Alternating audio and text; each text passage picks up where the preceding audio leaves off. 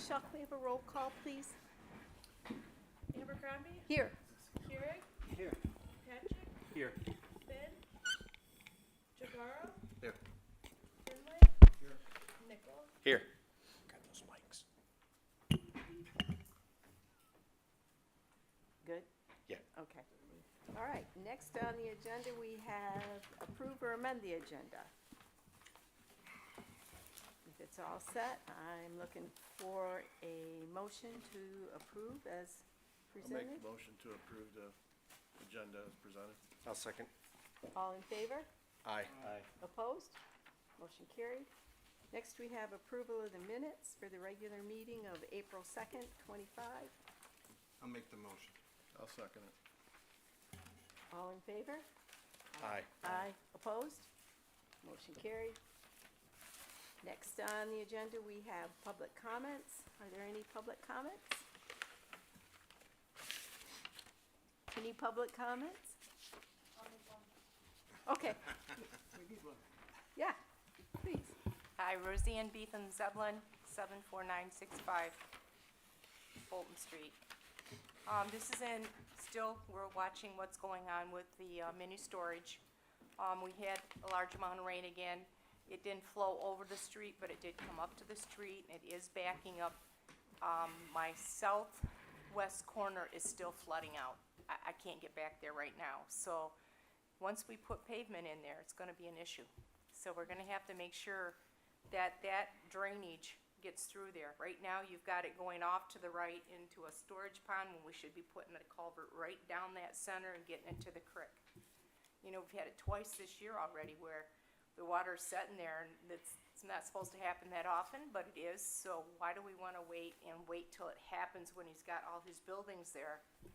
And the suggestion is that if it does that to my property, it'll do it to the stuff that's in his buildings too. So just one of those things we need to look at and maybe stop it before it happens. Might save us some money. Thank you. Thank you. Any other public comments? Okay, next on the agenda, we have the project status report. And we'll quick breeze through that. There's no update on Blake's. Pull the mic down just a little bit if you can, because it's not. Is that better? I think so. Yeah. Okay, sorry. Nope, you're good. Trillium Farm Wedding Barn, they pulled electrical permit, final inspection scheduled for 4/29. Michelle, is there any further update if they did have that inspection, do you know? I'm not aware of that. Okay, that's fine. I just figured I had you here, I might as well ask. Hidden River Estates, they have 6 building permits have been pulled. Nothing on Latham, nothing on DeHunt Storage. Miller Farms here tonight. Frontier Market, rezoning application was submitted on 4/28. So I would assume that'll be next month's meeting. Armada Center Property Self-Storage, they are also here, supposed to be here tonight, or they are on the agenda anyways. Let's see.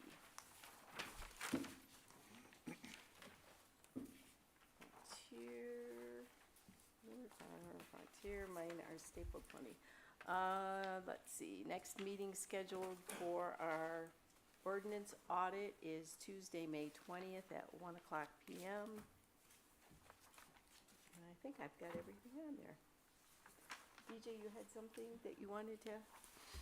Thank you. I did attend the Row Spring Planner last night. One of the things was on Public Act 5557, and what requires planning commissions are mandated to evaluate and address local housing needs within their master planning. It requires that it supports accommodate a variety of housing, including different costs and levels and accessibility and groups. I think we got that pretty much covered on our new master plan. And the Enabling Act also mandates that members of the local planning commission represent key segments of the community, representing all types of ag, public education, government, transportation. We're doing our best here, is what we got. And we did touch a little bit on Robert's rules, but the bulk of the meeting was held by Kyle McCarty, who's the inspector for the Right to Farm, and went real in depth into the Right to Farm and GAMPs. And it looks like they're working on another GAMPs coming up, which will be affecting greenhouses. Thank you. You're welcome. Anyone else have anything to add for reports and correspondence? If not, a motion would be in order to receive and file. Receive and file, I'll make that motion to receive and file the reports and correspondence. Thank you, Maureen. Support. Steve? All in favor? Aye. Opposed? Motion is carried. Okay, next we have unfinished business. First on, we have Armada Center storage, and I don't see them here. So at this point, I don't know if we would want to make a motion to maybe Table it if they're not here.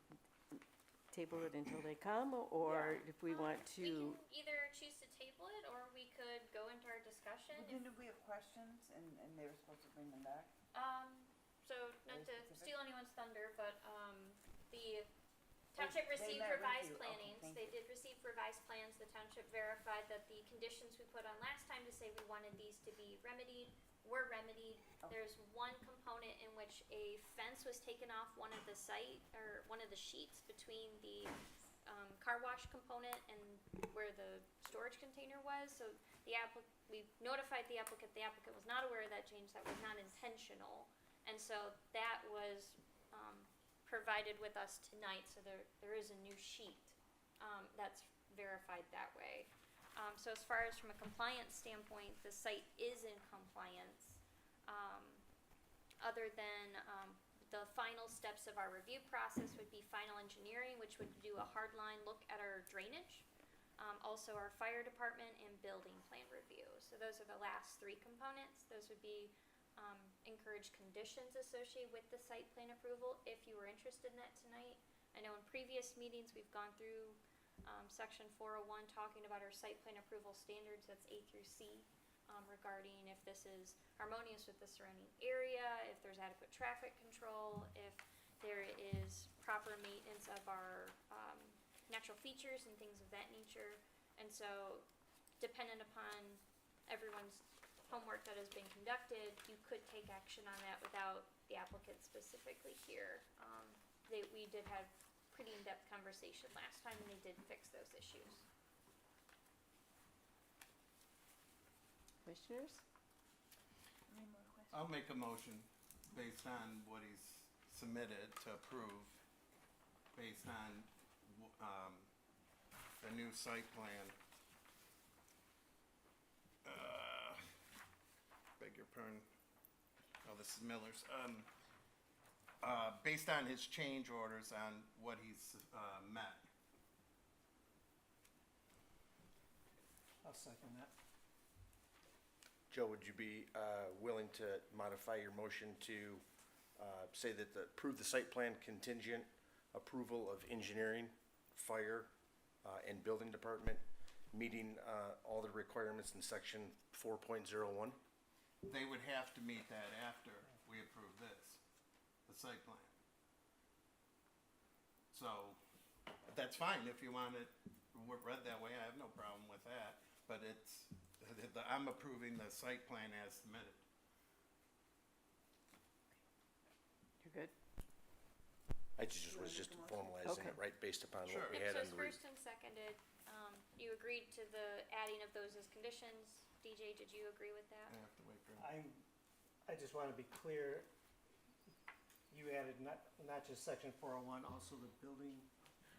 So what I put in there was, Fire contingent, department. that we're Hang on a minute. making a motion, and that it's contingent approval of the, we are approving it here, planning commission level. Then it would go for engineering, building, and fire for their approvals, and also contingent, making sure that it meets the, requirements of section 4.01.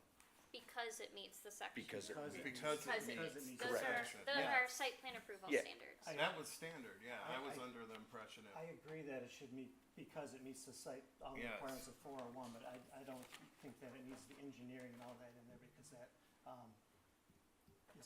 that's That is part of our process. right. We're Yeah. just approving the site plan. That's fair, I just said suggestion, No, because I it was got just it. to make it very clear, so that there was no confusion that somebody that didn't have something. That's all. Yeah, no, I'll leave it as it stands, because that's, that is our process, that's the way I read it. So the motion is to approve the Approve site plan as as presented, 'cause it meets all presented. the requirements of section 4. Correct, I apologize, I left my glasses at home. Okay, so let's just repeat the motion, so it's clear for Michelle. To approve the site plan as submitted, Should we, well, We should, unless you We should want, say- we should probably put the date. the date 5, the print. well, yeah, There's Five, two three, different 20. dates on the site plan, so Yes. if I can assist, Yes, it would you be to approve the site plan, hang on one second. Let's see what we've got there. Oh, I can't There was see some other item just. Joe, the date you have right there would be the wrong date. This is the wrong date. Yeah, because there was a revised one that was given on Monday. Yeah, so that would be what, It's 5. 5/3/25, is this, Yep. is that correct? No, this is wrong. No, it's 5/3/25. Oh, you got the new one? Yes. Let's hear Caitlin, she's got it, no, she's got it. There were 3 copies. so that was a motion to Yes, I do approve want a copy. Armada Self-Storage located at 22900 and 22920, 2-0. Armada Center Road. Because it meets all the standards in section 4.01. As presented. That's fine. Do we need to put the date of the That's a good 5/3/25? idea. You don't have to, one of the things is that we are expecting a full reset, so there's one Right, sheet that was provided that has the fence error Okay. kind of fixed, but we would want everything repackaged, and then that would be the final, so I just Okay. wanna make sure that that date, is consistent with that. They will technically be submitting one more component. Okay. So we're not gonna add a date then. Normally we I would add a wasn't, date. sorry, go No, ahead. no, you're fine. Go ahead. I was not, because it's still open-ended. Is that fair to say? Yep. Okay, Okay, so your motion is what she said? yes. That's Okay. not how- Michelle, you wanna read that motion, I please? like Go ahead, the Michelle. cleaned up Okay. version, okay. Okay, the motion is to approve Armada Self-Storage Site Plan located at 22900 and 22920 Armada Center Road because it meets all the standards of section 4.01 as presented. Please. And that's DJ second. You're good with Yeah, that? I agree with that. All yes. right. All in favor is okay, Can I- or should we do a roll? All in, Can I Oh, ask yep. a question? sorry. Without knowing this case too well, I was just put into it. This is labeled as B2, right? Correct. Did this go through a special land use to get approved already? Yes. And is the parcel that's next to it, because I noticed on the print, on the very first page, it doesn't show where the house is. And now, the second page, it shows that he must have bought the house next door, and has the full thing all drawn up. We're not doing that in this decision, right? The house, where the house is, on the west side of the property? So that's That is part of part of this the parcel, and so it is being demoed. The house is here. But the land on the print shows it's R1 still.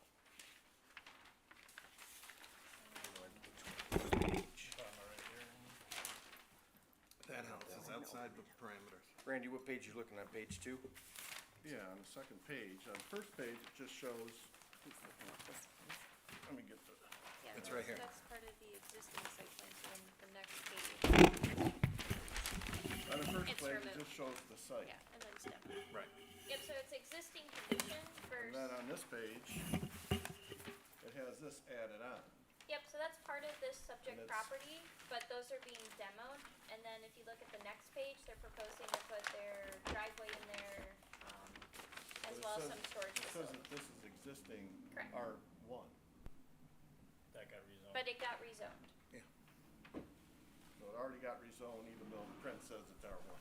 correct, because at the initial submittal point, they were going through that process. All right, well, that's the question I was asking, because if it's being rezoned, the print was showing that it's R1.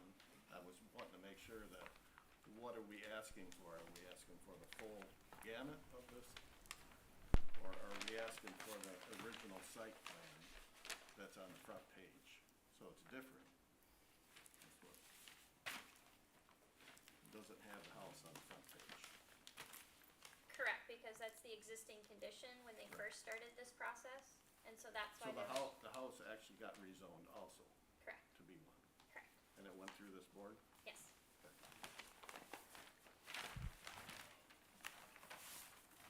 Any more Just, discussion? just didn't I ju- know, so I yeah. thought I'd Yeah, ask a question. absolutely. Beth, if I may. Yes, you may.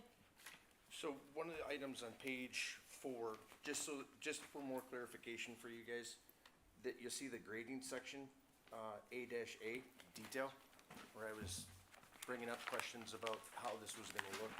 And hopefully everybody got a chance to kind of see really what we were discussing. We're trying to understand where the neighbors were to the east of the property line. And if you look there, the middle house is at 358, okay? And the top of that tree is just over 764. So you can, and and I appreciate the applicant did move the fence over closer as well too to the property line. Because originally it was closer to or further towards the west, so this will help. But this just kind of gives you a reference as to what exactly the topography looks there, that it's not flat. And that's how the proposed landscape is gonna look going down that east property line. Just so everybody had a reference from it. And I only had one question, Beth, and if I may, it was towards Andy. Yes, go ahead. The process of sorry, it's just more or less, it does pertain to your site, but what's kind of the status with the demolition? Cause it started and then it's, So I contracted the tree guys, which is the same company that did the cleanup, and waiting for, I guess, the frost laws. They couldn't remove the old 2 dumpsters, so an MGM removed the old 2 dumpsters, waiting for the new dumpsters to get put in. And then once that's on, hopefully within 2 weeks. it's all Okay. done. So it's out of my hands. I contracted it out, so. okay. But yeah, within 2-3 weeks it should be all done. And did you have anything else you wanted to add? No, while you sorry, were I'm here? late. I had a death in the family, so we're Any other questions or comments, commissioners? Steve, so we can go back to that, you had stated, can you revisit that? The elevation? Yes, I missed the beginning part, Yep. so trying to open this. So when I was asking about what that was gonna look like over there because of the concern of the property owners to the east. And when you looked at the elevations, and I keep going back to the middle house, the back of their property was at 758, Yeah. okay? Based upon now that you can see an actual detail, that shows that if you're standing at 758, a 6-foot tall person, their head would be at the top line of the tree row. That seems right. Okay, Yes, but there was a lot of, confusion as to what that was gonna look like, because it was 2-dimensional. So now, to give you an idea, that's what it's gonna look like going down that east property line, oh yeah, making sure that we were protecting the residents on the east property line from the commercial property to the west. okay, very So good. the details there now. So the detail's there now, and it Details there now, shows, but it you gives you a were- better understanding that it's not flat. And they did a great, like I said, they moved the fence, I don't know if you heard me say that, this time they moved the fence closer Yeah. to the property line to help further buffer. And then, Caitlin, maybe you can help with this one, as Mrs. Zeblin requested earlier about, she's concerned about the rains and stuff.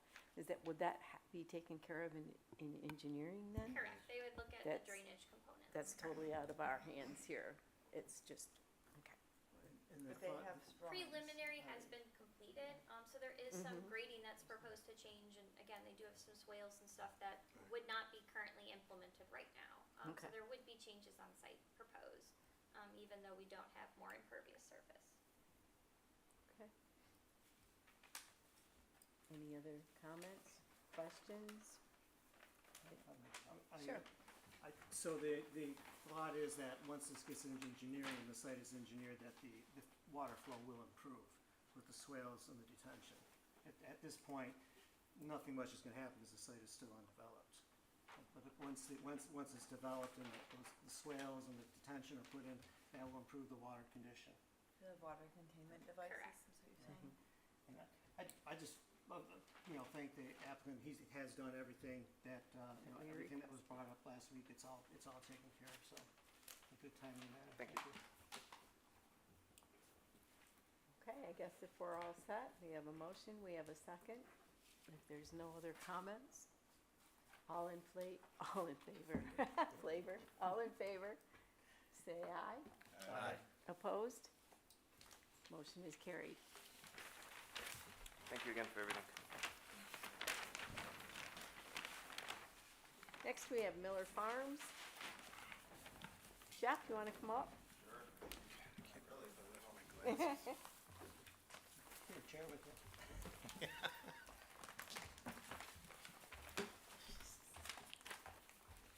Do I talk or you guys Yeah, ask questions? no, no. Want me to go through the review letter? Well, I didn't know if he had any comments that he wanted to start with first. Yeah. No, when we Does it show? go through the review and then I'm sure Okay. there'll be 100 questions. All right, that sounds good. Okay, Caitlin, if Okay. you would, please, thank you. All right, so in front of you tonight, just to make sure that it's a little bit more straightforward, I put that history section in there. So as the planning commission may recall, we did approve portions of the special land use. There are other portions that have not been approved or reviewed pending a text amendment that would change some of the base requirements. So I'll mention it through this review letter, but there are some of those items that are still flagged as non-compliant because we haven't officially adopted the zoning ordinance text amendment to then make that null and void, or changing that standard. So specifically, the special land use associated with the event hosting facility of a 99 person capacity that ends at 11 p.m. We have the agricultural business ancillary uses for outdoors events, capped at the 40,000 square foot at 11 p.m. Those were the two uses that were specifically already through the special land use process. We postponed the decision associated with the manufactured of food and beverage and the year-round kitchen, again, pending that text amendment I mentioned earlier. And so those items are still located on this site plan. What we'll go through tonight is essentially needing to give the applicant direction on a various items to say, are we going to waive this information? Are we going to require this information? So the applicant can then diligently go through the final steps of this process while we finish up the text amendment would be my hope. So in the review letter, so this is the second site plan review. To keep track of one version to the next version, what I did is I struck out and put addressed if that information has been provided or that is no longer a compliance concern. If there were to be another review letter, anything that was in this second review letter that's addressed would be removed, and we would just focus on the fresh content that's there. And that's going to be the majority of my conversation. Isn't going over the addressed, it's going over what's outstanding. So as far as informational requirements, if you go to page 2, under building plans, the applicant has provided some very basic sketches associated with building elevations, has some different exterior materials indicated specifically for building material. However, we would technically need more information if it was considered your standard industry grade. However, the applicant, I don't need this information to verify compliance with our zoning ordinance because we don't have a facade requirement because he's located outside of that 200 foot from the right of way. So the planning commission, my first component would be for general discussion is, would we waive this informational requirement or the information that has been provided is sufficient? Commissioners? Is that where we're going? Are we going as each item? Yep, I would say let's I think take this piece by piece rather than going through the whole thing and then coming back. And then, yeah. If some of these topics kind of dovetail into each other, we can take a moment, but the building facade, elevations as well as the material, some of that's been provided. I don't need any additional information to verify compliance. From a technical standpoint, you can require photos of it, of the existing building that's there and things of that nature, but that's my question is, do you consider what's been submitted sufficient? Would you like more, or are we going to? For myself, I feel it's sufficient. I don't know about, I agree with that. I mean, the existing building has been there forever. It had other businesses being run out of it, so.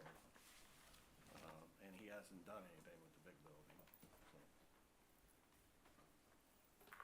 So we work off of majority, so that was Okay, 2 people yes. indicating, is that, It's sufficient and adequate, yes. okay, there's 3. okay. I think, usually we require people to have elevations, but, it seems, and like I say, existing buildings that have been there forever, that we all know what they look like. But it should probably be noted, at least on the, what they are on the print. So we did see, receive separate from the actual 36 by 24s, we did receive elevation drawings. They're just very basic. I don't know if that was included in the packet, right? Or no? Yeah, Okay. it might be in an old packet. It probably is in an older packet. I know in the last submittal it was. Essentially, it was a more or less rendering. Did you have that printed, or do you want me to try to pull it up on my computer? Did you send it to me? I did. That was the last email I sent The you. site plan, or the layout, building layout, I didn't see any elevations, but. I never sent it. You have it?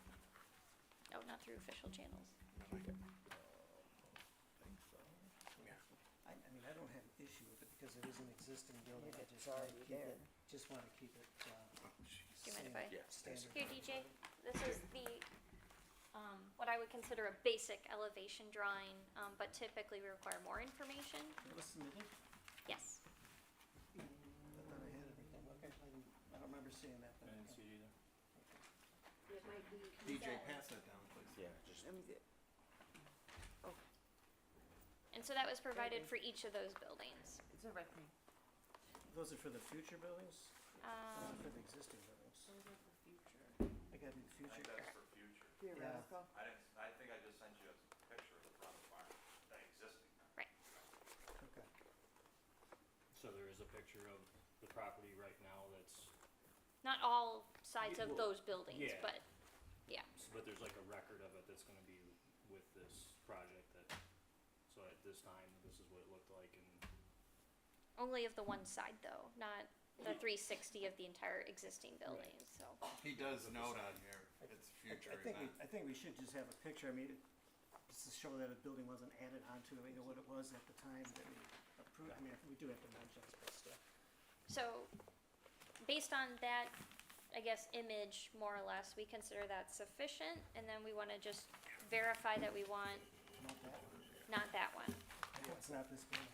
I would add to what DJ is saying, that, a little more clarity. This particular one that's shown here, there's no doors, there's no windows. It's not this building. That's either, the is it? future ones. Yeah, that's a future That's building. not the one there now. Yeah.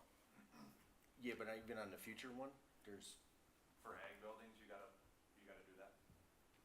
why are we submitting it then, if we're, Oh, even the event hosting one, that would have been one of those, correct? So I gotta put where I wanna put the doors and stuff on there?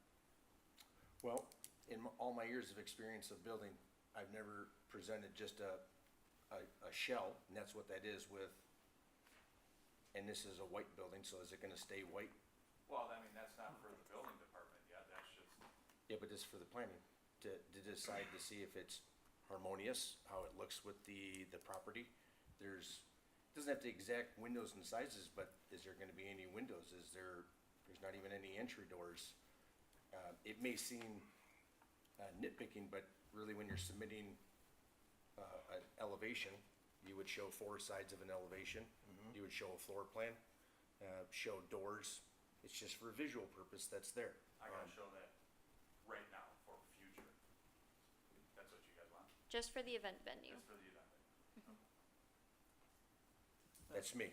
Yes. I have a question. That's Okay. typical. that- Are we approving the future, or looking to approve the future, or just the existing building? So the 2 buildings in the rear that are specifically labeled as ag are not part of this site plan review process.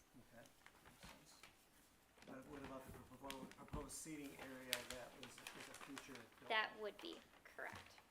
So that is part of this review, and if we approve this site plan, we're approving that building. That's right. Okay, well then we definitely, Yep, Need so typically you require more info. Yes. Okay, so to reiterate then, we do want the additional, elevation. elevation and building material for the, event venue. And then clarity, do we wanna make sure we have pictures of all the existing buildings from an elevation standpoint? Or just for the new? I think you should clarify that we want the elevation that for the proposed event building, and we can just, pictures are fine for the existing one. Correct, so typically though, where you have the farmer's market and things of that nature, typically would be each of side, cause that's this part of the special land use that is being, or where the uses are specifically. The other rear, I think there's one more in the back, right? Yes. Cow shed back there. Yeah, that doesn't, you don't have to put that in there. Everyone, So you want 4 pictures, front, back, side to side of the existing. yep, That's it? With elevation of the event venue, the new of the one, event. The existing, The existing, you want 4 existing, we want pictures. pictures. correct. So 4 pictures of the existing building on all sides. No, of the proposed. Well, no, No. so No, we no, do no, want no, that, no, we do no. want that. Plus, Yeah, plus, plus the event venue, we want to have elevation drawings, which is all 4 sides with more detail, such as general location of doors, windows, and building materials. I think we need to have proposed in there, so we can Proposed. differentiate between the Yep. existing and the proposed. Sure. Yeah. Now, for the proposed, do you need interior drawings? The floor plan you've The floor provided. plan? No, of the future one. Do you need future floor plans? Correct, but I think you've already provided that. Not of the future, of the existing I did, not the future. Gotcha. Would he need it at this time? Yes, That's for the future? Yep. Okay, not for the ag buildings. because what if the scope of the site changes for that? So it's for a the gen, flooring? so the floor plan's intent, is primarily to verify seating, so a lot of our different Oh, yeah, indoor yeah. You venues said- is yeah, I regarded beg your seating. pardon. And so a general floor plan is fine. Now, if he makes changes to that, it still goes through the fire department, still goes through the building department. They verify safety compliance components.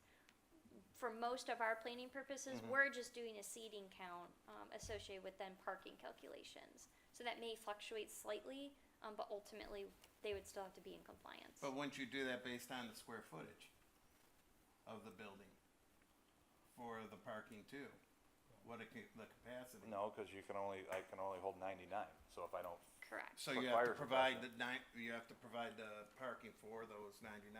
correct, cause we have an occupancy limit. Correct. So again, the All right, I floor got you. plan is intended to be a general, this is generally what we're talking about, and so then we can verify compliance from our standpoint. Yes, ma'am. All right. Do you have that all straight? I do. Okay, Yeah. good, as long as you have it straight, so when we get to the end here. Okay. We can take on to the next one too, Caitlin. So the next one is talking about, mid-page is talking about environmental features, so looking at existing landscaping. So a lot of the existing landscaping is in the very, very rear of the property. The applicant has provided the the aerial associated with that. So we can tell it's heavily wooded. However, the planning commission could decide that you need to provide an inventory. And so the planning commission though could waive and say that the photo, aerial photography is sufficient. They're not proposing any changes on the rear property, for several acres of that. You say you want an inventory, what do you, So he would go to every tree and measure what the caliper component of that tree is, For so the something- the, for woods? Are you correct. talking a tree survey? Correct. So in other site applications, you would do this when there's less trees. Typically, from a commercial standpoint, if we're talking about 20 trees, to verify I mean, what an there's existing buffer is. Probably hundreds of thousands of trees back there. Correct, which is why I So think you it'd be a can, good thing to you can waive. call it sufficient. I'll be the first to say I think it's sufficient. I don't think it's necessary for doing a head count. I agree. Does everyone second. agree? I'd like to waive that one. Yeah. You Okay. good with that, Marie? And you're talking Okay. just about the back of the property. That's right. Yep. Yep. Next is under other information, so there's utilities. So the applicant has provided some of that utility information, how they connect.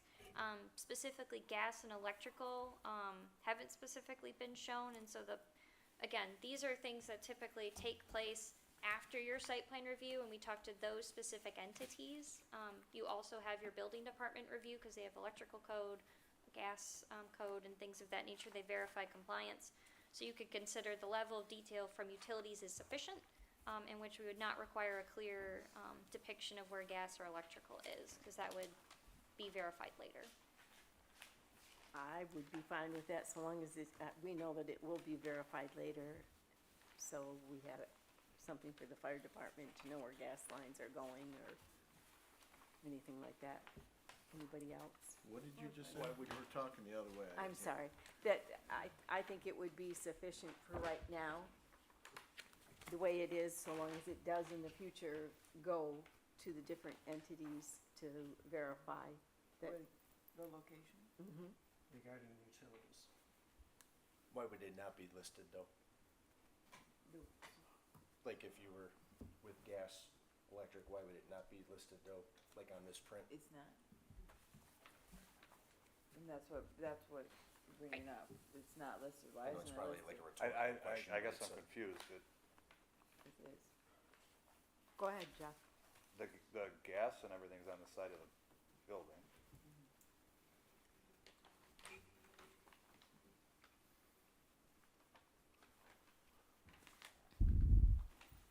I have to say, I know that we don't have a, it's not to you, Jeff, we don't have a standard for it, but one page of this versus the previous applicant that had multi-layers of pages, it was easier to see busy areas to be able to read that stuff. Because I don't think there is a clear indication of where those gas lines would be throughout the entire site. I have no idea where they're gonna go if I put this future event. I don't have a clue. Correct, which is why I'm saying the planning commission could choose to waive it, or you could do a general idea of where that connection would be. So it either would come off of the main, or potentially would come off of your existing line. Yeah, I'd come off the existing line and go to it. Shall we just draw a line somewhere and, An No, educated no, guess no. is No. preferred. No, don't do that. It's not a hanging point for me, it's just a question of Yeah. clarity as to why it where it wouldn't is going be, at. so that we know where it's at. It's a site plan. But Is it not a key to where everything is at, even though it's going on to the next person, so you're gonna change the site plan for the next person that's well, I gonna would review think it? that it would be added once he knows where it's gonna go. It would be added to a site plan, I would hope. I see what you're saying. But he has gas at this building already.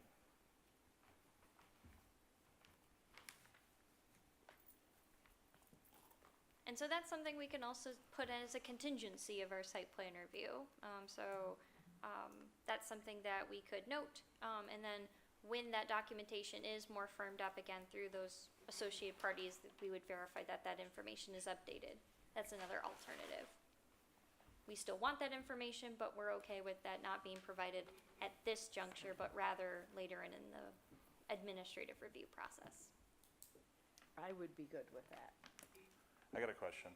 For them ag buildings, if I put up them ag buildings out back, do I gotta show you where gas and electric go to them?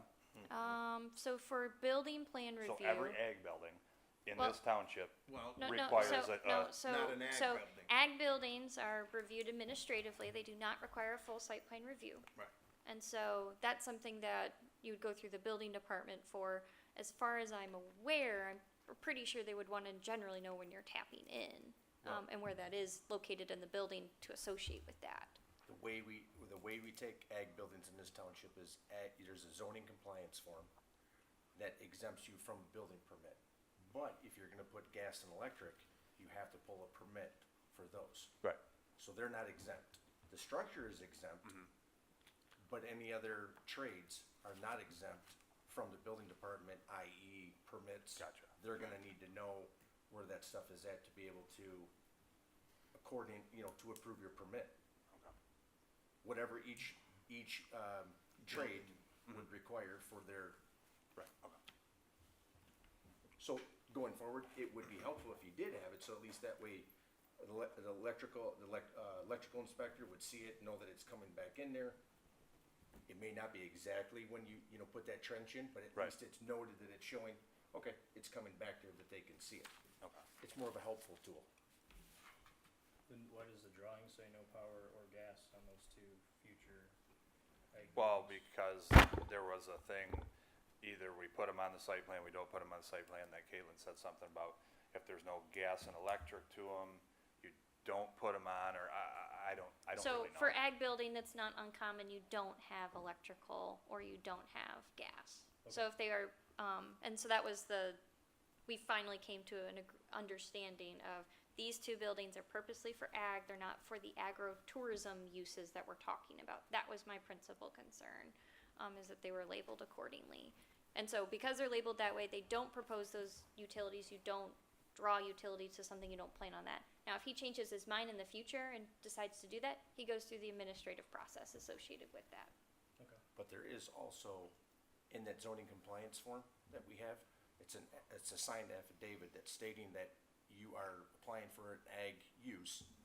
If you change that, you've signed an affidavit stating that you were using it strictly for equipment storage. Right. If you now have parties in there, you change the use, you've now violated your. You would have to come back here and get. Correct, he would have to Right. amend his special land use, to expand the gross floor area of that use, and then he would also have to bring his building fully up into building code. So can I put on this plan, can I put gas and electric to them ag buildings on this plan? If So he- it's on there, so when I do build them, I can put gas and electric to them. So You don't need to. You do But- not need to for your ag buildings. Do I, okay, now if I come back to get, for the building, for the gas and electric permit, and are you guys gonna say, well, it's not on your plan? Nope, different processes. Okay, alright, I'm just, Verifying, I Okay. understand. alright. So then I guess I will put a line on there where I think the gas and electric's gonna go from the meter and from the gas meter Yep, to that future Yep. building. yep, you can do that, and then I will leave it as a note that, or we'll consider as a contingent based on our deliberation, so. That sounds good. Next is talking about drainage. So the applicant is proposing for that improved parking lot area that a lot of it sheet drains then to the public right-of-way. And knowing road commissions, you have to get approval to accept their drainage. So we need documentation that they're willing to accept that additional drainage. Because otherwise there is no proposed on-site retention. And we don't have a copy of that. I do not, and so that's something that I don't know that's not a PC No. discretionary item, that's just something that we'll go I- through. on Road road. commission's got my site plan, Robert's Perfect. looking at it, he'll let me know. Yep. He said worst comes to worst, I have to put a catch basin Perfect, in that north corner, and I think he said I can only dump out 6 inches of water into the ditch. okay, So I have to go into the catch basin, come up, flow into the ditch, gotcha. so he's Yep, gonna look at it. so we're coordinating parties, and so that's the documentation we'll need, the conversations are being had, and we'll just make sure that we have our paperwork in line that we, When we just need the approval from the road commission, approving what they approve for him correct. instead of the conversations? Well, we would want it in writing, so yes, that would be the written The approval right- and site well, plans. the written approval. Yep.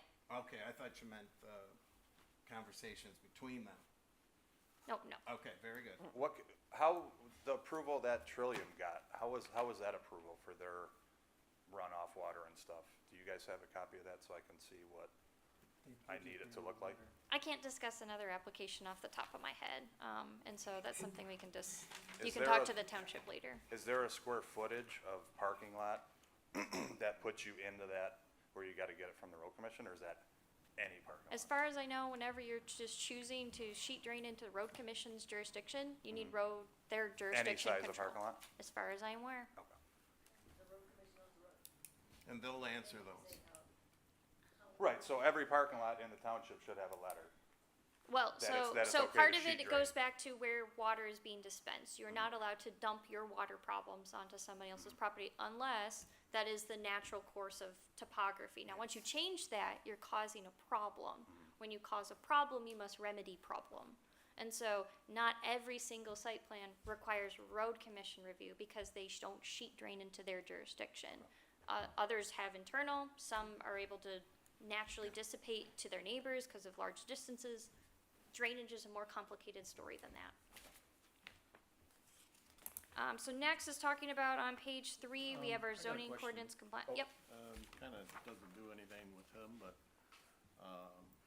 what do they do when they put field tile in? The field, to drain a field, that always goes into the drain. Do you need the drain, road commission?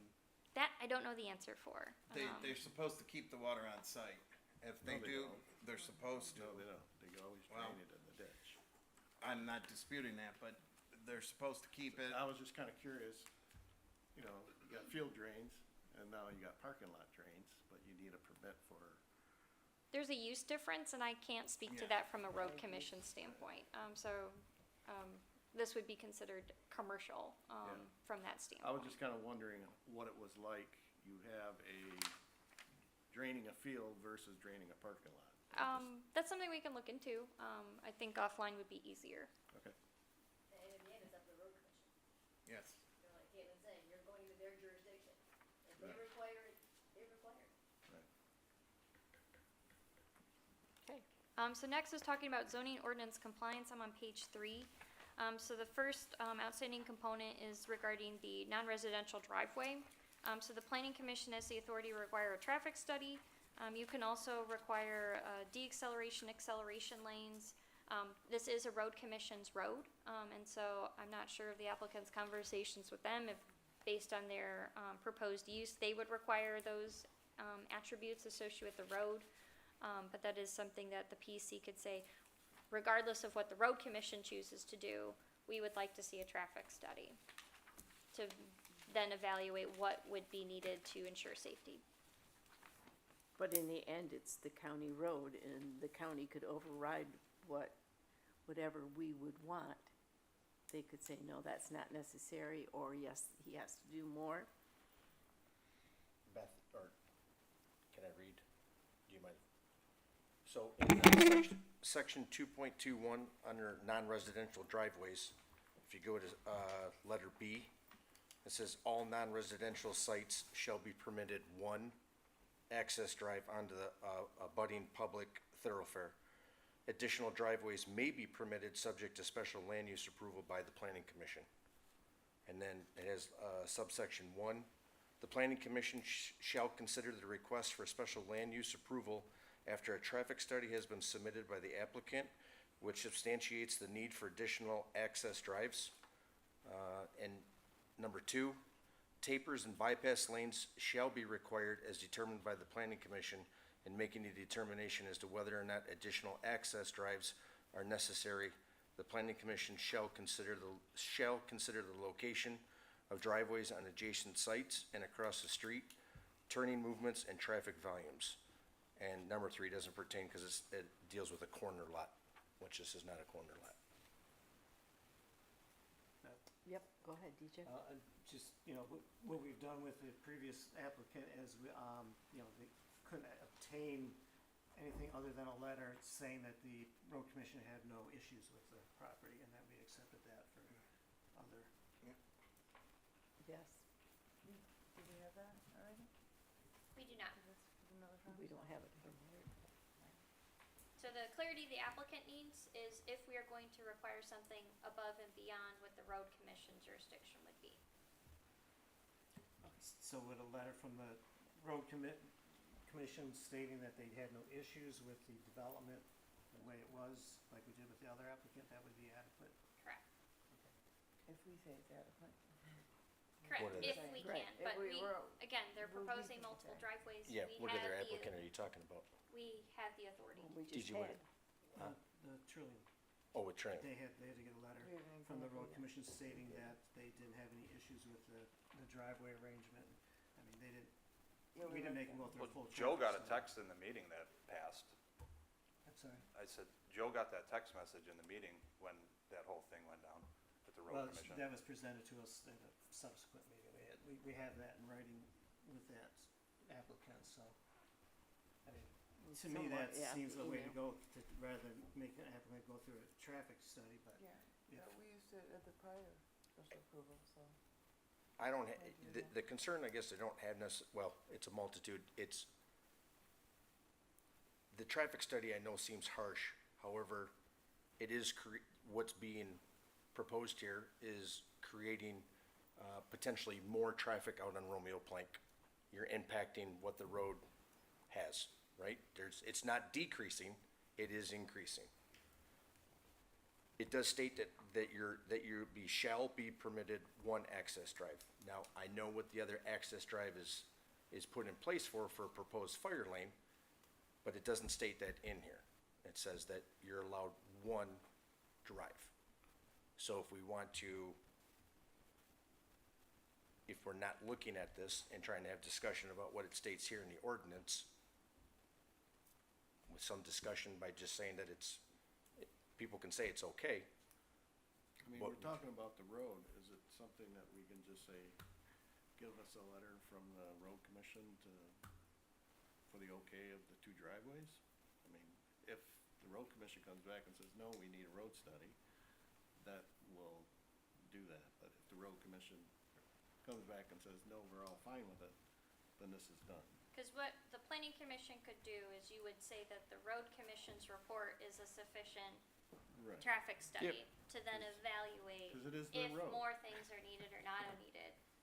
However, I just wanna make it very clear, the road commission letter would not be as detailed as a traffic study, in which Right. you are interpreting that data. And so, if we're relying on the road commission, that's fine, we'll get that documentation to verify whatever they feel is necessary to maintain safety, and we can evaluate that still. The road commission will evaluate that with their own road study? They know what kind of, traffic is on that road. So I can't speak for what level of detail they would want from him. Some road commissions, they want a full inventory and things of that nature. It is a dynamic use that they're talking about, but that goes back to what level of detail do we want? Do we wanna rely on the road commission and their report and whatever level of information they need to determine safety? Or are we going to step up and saying, we would like to have receive that raw data and also make a determination if that's necessary for safety? Well, actually, we could do both. Correct, you could also do both. My concern would be that there is already an existing current problem somewhere else in the community Yeah. that has magnified, however that you wanna, place it. You have another instance here where there is potential, a larger impact on what's gonna happen on that road there. Not saying that to me, it's worthy enough to discuss it, to see if maybe we wait for the traffic or the, road commission to come back and present what they say, and maybe talk about it there, or completely outvote and say we're good with what's presented here. Between the road study, I mean, doing the road study and all the deceleration lanes, that is a huge amount of money. I think what he needs to do is bring us something from the road commission saying it's fine. If it's fine with the road commission, then it's out of our hands. So I think it is, and don't quote me on this, I think there's what is it, Caitlin, 5-year window for a road study? Ooh, That I can- don't know. I mean, I don't know your road And- commission as well. And I have one that they done in your area. They did that whole thoroughfare. That might be able to help you, maybe, he could springboard off that and use that because it's still current. But he's inviting more people into the. I'm trying to help your situation down at the corner. I know. I should get I know. patted on the back for it. I'm not saying it bad way, but So- he could utilize that and then present it to the road So commission. general consensus seems that we will be getting additional information, more or less relying on the Yes. road commission. And again, this is an item that we can go towards, but we wanna make sure the applicant understands what information is necessary, so Right. that way we have as much information as necessary to make a decision. Gotcha. So next is talking about development impact statements, so this is in addition to what your typical traffic study would be, this is talking then about, being harmonious with the surrounding area, and things of that nature, requiring a development impact statement. I would say, don't think that's necessary, based on the use that's being proposed.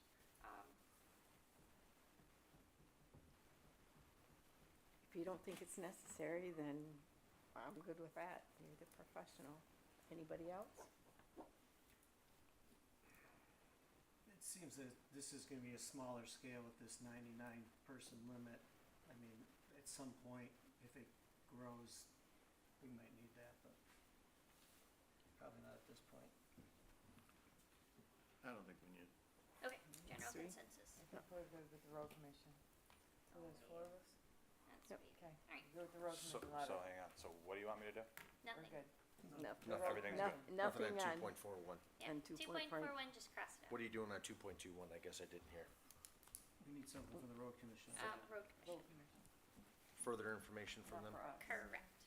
So I need a letter saying that I don't need a decel lane. or whatever whatever. Whatever you're sending them for approval, if they give you a preliminary saying this is acceptable based on your use, that would be sufficient to us. Gotcha. If they say that the traffic study's not needed, then it's Not needed. good with them, then, well. Cause, I mean, realistically, you can't, if you can't get deceleration lanes, the expense on it at another site, I mean, something like this would just blow it right out of the water. There'd be no way to develop anything with that kind of cost. No. Okay. Okay. Ready So for next one's talking about 5.01 regarding screening. So the planning commission has the authority to require a green belt along property lines neighboring a single-family home. And so that would be primarily our south property line. There's a minimum, 10-foot, width requirement, requiring 6-foot minimum planting heights, a density of 15 feet along the property line. The applicant is proposing, again, this property does go much farther than the single-family home, which is more towards the front of the site. They are proposing 21 trees, primarily focused where adjacent to where the single-family home is and to the rear of the single-family home, but not the total length of the property line, which would require 48 trees, if that were to be our determination. So the planning commission has the authority to require additional or modify that buffering requirement as you see fit. And so the question for us to reply to the applicant is, this level of evergreen screening sufficient, or is it needed to be along the entire property line? I got To a the question. south? Or you're saying around to Pond. continue around the pond? Correct, And then it would stop at the inside corner? correct. That would be the end of that That would be property the end of that property line. I would like to not put any trees on the south property line. The homeowner there doesn't want any. Is there something we can put in there if she ever sells and I don't buy it and Stevie's daughter buys it and one day she says, hey, I want trees? So institutionally, bad practice, because no one's gonna remember that component, and Well, we the can put it on the site plan and everything else is on the site plan. No, because the other components, there's too many volatiles if so-and-so says. That's not black and white, so we can't do that. Instead, the planning commission's part of screening, you could require a fence, as opposed to evergreen trees. What Yes. Question, why did you take D out of, the previous page? Why didn't we have fencing in here? You said it's addressed. Yep, because the fencing that's currently there and proposed is It's compliant. compliant? Correct. Alright, So it goes back into that screening question, so, gotcha. you have the so what authority to type of modify. fence? 6 foot. So that fence is sufficient for screening that I have there? No, Oh, It's a partial. you have an open split foot rent that is considered compliant for our fencing requirements. gotcha. This would be, Got me what is excited the there for a second. required fence screening would Right, be right. different. And so that would require the 6-foot privacy fence. 6 foot Beth. to the front of his house, then 4 foot from, Correct, Usually- in the front yard, in the you front have to have yard, a yeah, shorter usually. fence. and this is a fence that you can't see through, or is it something that you can see through? Correct, you should not be able to see through most of it, mostly obscuring. I think it's almost the same as the car wash, right? Isn't it the split, the wood that's up there right now? I don't know. It's a split rail. Yeah. Yeah, there. So, Beth, if I may? Yeah. So, my concern, and Jeff, I understand about saying, you know, writing it down, it sounds good. So a couple scenarios that I played out is if that individual, the resident that lives there, all of a sudden becomes mad, angered, what happens now? If that resident moves and a new person moves in and puts that you have in place, okay, what's the timeline to put those trees in? What happens if you don't have money to be able to put that in? It may sound weird, but it's a possibility that it could I was happen. just asking, you know what I mean? Well, Sure, and I'm just trying to explain that, what happens if there's some issue of being able to get trees, whatever the case may be. I think that if it's not on here, it's hard to try to retroact it or to find it somewhere, dig it back out, versus if it's in place now, it's there and it suffices what it's supposed to do. If I do have to put trees there, is there any way I can put some maples with a little hedge of burning bushes that I can keep down to 3 foot that'll block the lights, but you can still see driving down the road? So it doesn't block off my whole property and then they go blowing past the driveway? We're talking just about the south. Yeah. So the south the south line would require all the way up to the inside corner past the pond with 48 trees And require evergreens. and require evergreens along there. So the planning commission can modify the screening requirement or combination therein.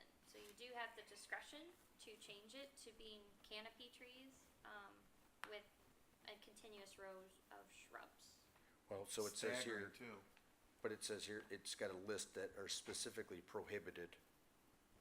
Box elder, soft maple, elm, poplar, Correct. willow, fruit-bearing trees, cottonwood, ash trees. With the fence in the front, So there are certain species we do not permit, so it's only and that would be 12 foot. verified. would be kind of perfect. So I would, for myself, I don't think I understand the neighbor doesn't want it. However, that's not what our ordinance Yeah, says. you can't. We just got done with the previous applicant that we really pushed hard on. That was commercial abutting residential. Now, that applicant was able to do standard planting on the west property line that didn't have really anything there.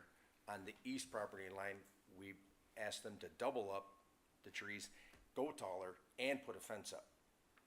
I would be sufficient for myself if we at least took the trees down to the inside corner and added to make the additional 48.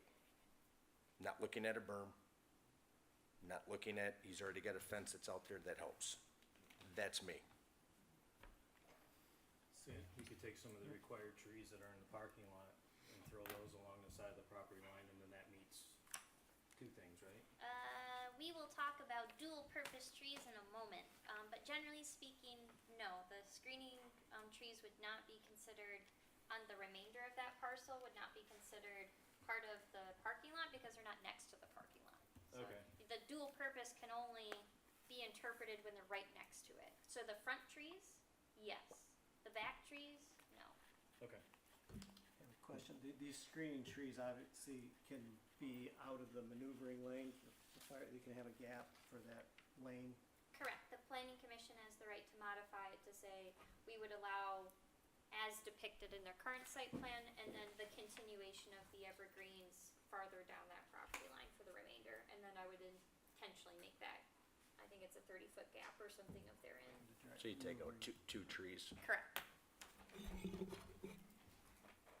So, So the general consensus is, are you going to require Actually- evergreens along that entire southern property line. It's a 50-foot gap. 50 foot? Okay. Yep, it's a 50-foot gap. I mean, I don't have an issue with interspersing and making it look more natural, but, to not require screening at all, I think would be, be completely unfair. Yes. And it needs to have screening, it's in the ordinance, we make everybody put screening in. And even though this is not like B2, or it's still a more commercial use, and it's gonna be more intense, and it should have, it should follow some screening guidelines so that we protect not only the neighbors, but, traffic.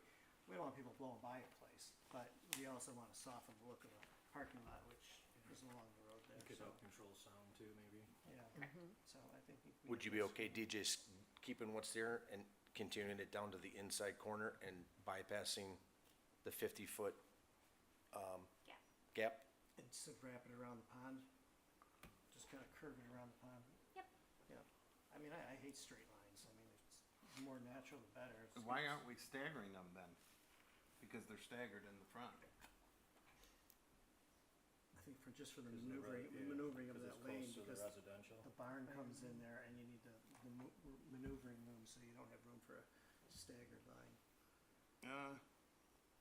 He's only got, Oh, he's 24 foot to the center. Yeah, I of the see tree a line. 20 here. Yeah. So if he's worried about the trees in the front to where people just blowing by, is he able to have the fence in the front and then the trees in the back? You could make that choice. So that way, people, instead of the trees being 20 feet, they're only 4-foot fence in the front, so I thought you said a 6-foot fence. 4 foot for the house. Oh. In front of the house, there's only 4 foot. Oh, okay. And everything from the front of the house back is 6 foot. Let me double check that requirement, cause for screening purposes, I think it's we 6. may have that be different from your front yard to side yard, difference. I know the front yard is 4 Yeah, I foot. think it's 6. I think that But now we're talking about the difference between a required fence and a fence for Screening. personal use. So I would wanna double check that answer, and I could Yeah, go but back that's to the applicant. against a residential piece of property though. So if it's against a residential piece of property, I would think that it would have to be 4 foot.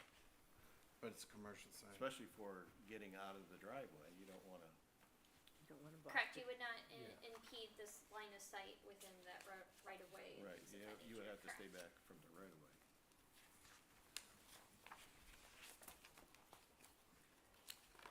Go ahead. Is the general Whatever you consensus? think, I. consensus is that we Ask want to see the screening as required, down to the corner of the lot. And I think we should give him some leeway if he wants to do a combination of hedges and evergreens and, So you want So this, you'd be willing to look at an alternative in the Alternative front for a canopy or shrubbery. shrubbery. But ultimately, that whole 722-foot property line, you would need to see vegetation, Yes. besides the With gaps. the exception of the. Shrubbery's a good idea. What part are we talking about this now too?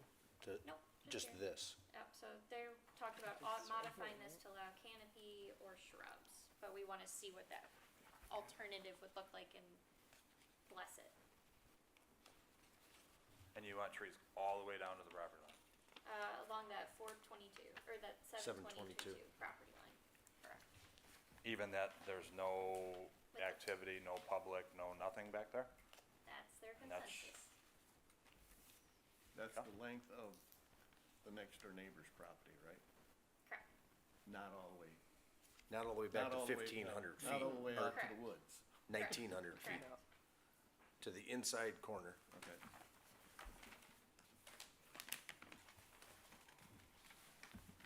Go ahead, take it. The previous applicant, Randy, we had them come, so where that inside corner is at, we would've had them come all the way down to the furthest south line then too, because that still is their property on the backside. The 181. The 181 distance. So if you see in the south property line where the pond is at, Yep, and you come to the end of the inside corner, yep. we're asking him to stop there. The previous one, we went all the way down, we would've had them go all the way down, including the 181, because that's their property, butting back to it. You have the right to.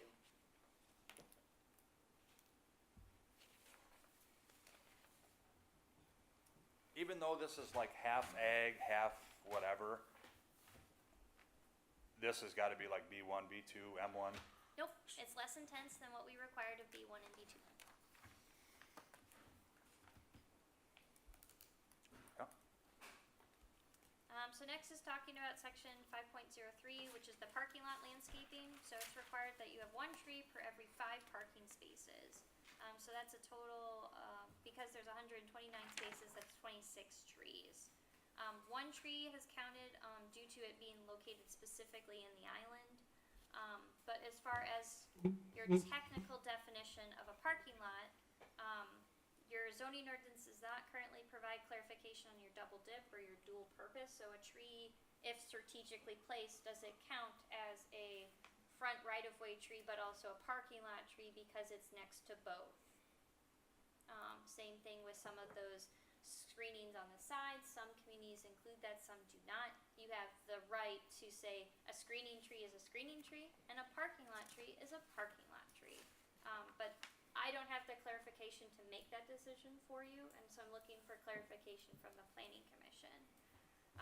And so specifically, the trees to the south, you could argue are within the parking lot because they're within the maneuvering lane or a fire lane, and then farther in to the north is your parking lot.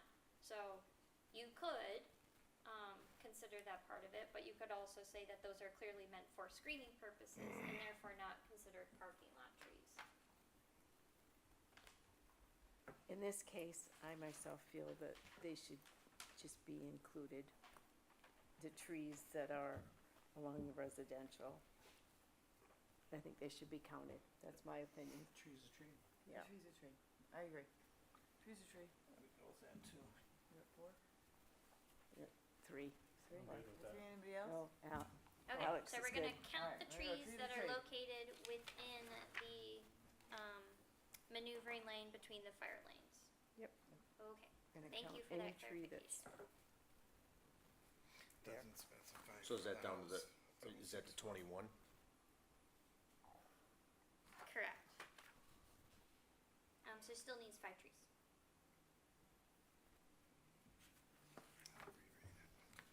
So then the other component of the parking lot trees is specifically we require trees along the right of way. So that's that west property line. You require 1 tree per 30 linear feet. There are a total of 22 trees, or there's required 12 trees and 10 trees are counted. So 2 additional trees need to be located. So that's not discretionary. That's just gotta be. That has to be remedied. So next is talking about section 5.04 regarding lighting. So there is some proposed building exterior lighting.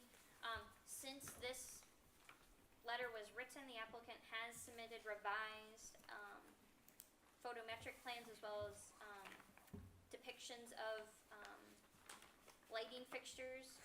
And so the revised lighting fixtures are considered downward facing and screened. And so those would be in compliant from a fixture standpoint. However, there's 2 lighting components. So the first one is that you cannot exceed a reading of 0.25 foot candles on some parts, again, located on the north side because it's considered a residentially zoned property. You have to have a lower foot candle reading at the property line.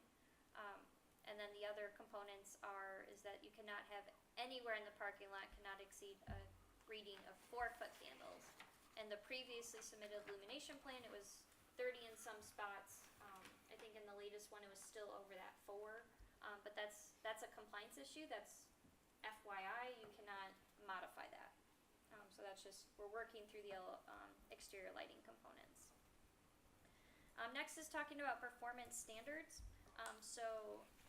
As we mentioned, the outdoor events component was part of that special land use. Because that could generate noise, that could potentially require verification of compliance with 5.05, which is our performance standard. So some communities want to verify what level of equipment is being used, to say then ensuring documentation that none of the loudspeakers utilized for that outdoor activities can face the south property line. So it's directional performance standards. Other communities, if there was more of a permanent setup, would require other type of apparatuses, like you could do berming that would help curb noise, or screening, or things of that nature. Again, to dampen the potential impact of noise. And so what I need clarification on is, I don't believe there is no proposed permanent structures associated with noise being emitted, but there is the potential there would be a speaker or something like that. People, You're talking for for this in the back here? for the outdoor area. So one of the things I'll note that we talked about during our text amendment discussions is that we were interested in it not requiring it to be 500 feet from every property line. Because we talked about if someone were to do a trunk or treat in their parking lot as an outdoor activity, that seemed relatively reasonable. And so that is something that when we get to the text amendment and verify that language, just keep in mind that's not necessarily just there. We are intending on making other changes in which it would be closer to the front, potentially in the parking lot. A lot of communities do food truck rallies.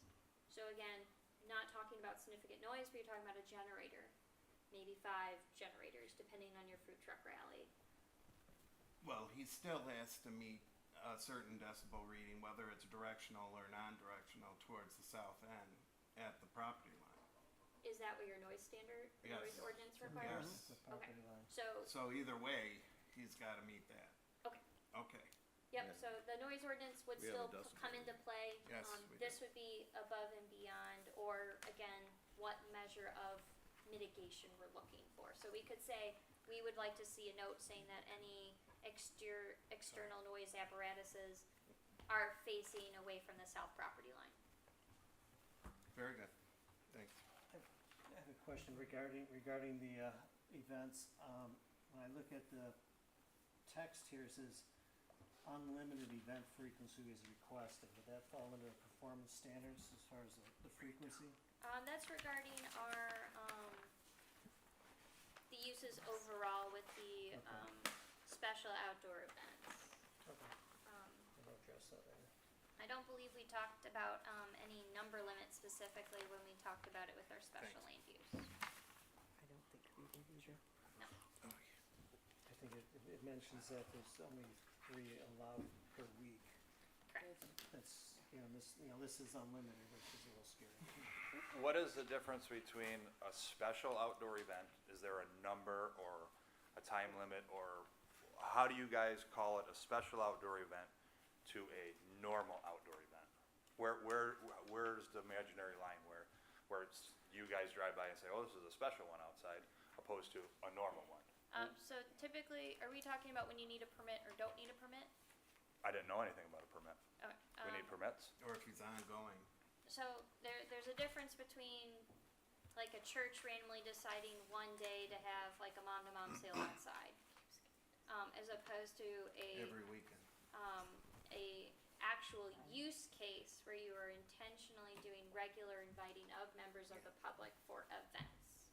Do we have something in our ordinance that states on an event like that, there's a certain amount of people? I remember before I left, we were discussing that. And I don't quite remember. Randy, Say that again? I think, Kevin, that hits An outdoor on what we're event. doing right now, right? Based upon level of numbers. Yeah, and I Of- don't wanna, we're working with legal, so I think that's a future thing depending on the event, so I don't wanna get too in detail if it's ongoing, but I mean, there's a difference between something, a normal. We were looking at like 3 charity- tiers. Yeah, there's like 3 tiers, so we can somehow classify that. So if someone wants to have a carnival and they're bringing in a bunch of stuff, or they're setting up booths, or in the case of the food truck rally, where we do have to look at, they can block fire lane access, we have to worry about the generators. We need to work on the food trucks that are in Armada actually being inspected and having an operating permit each year. So when you start getting to that level, then there would be some oversight to that. want that event, but just to make sure everything's in place to cover it. And when, you know, you gotta have something in place where someone just can't have a carnival one day and we don't know about it. Right, When you're and- requiring one organization to have a police and EMS standby, you gotta have some oversight, it can't just be the week of that we're notified of certain larger events, so I think we have to classify it, but I think that's ongoing. Correct, so the eventual component, to clarify it for all, would be is that there was gonna be a regular permitting process for the odd-off components. When it comes into a special land use, but when it comes into the planning commission, it's when it's a regular occurrence and it is a purpose of that area, as opposed to, again, your one-offs with a church, doing a fundraiser or something of that nature. That's different. And we're gonna eventually have a very clear process that will make everyone, more Hopefully, understanding of what yes. is expected. Do I gotta wait for the text amendment to come out so I can see if it's, scale 1, scale 2, scale 3 to, No, we are different processes. And so the text amendment would not go that in depth, from that standpoint. That's gonna be a separate permitting process. It's gonna be a whole different regular ordinance. This is a land use.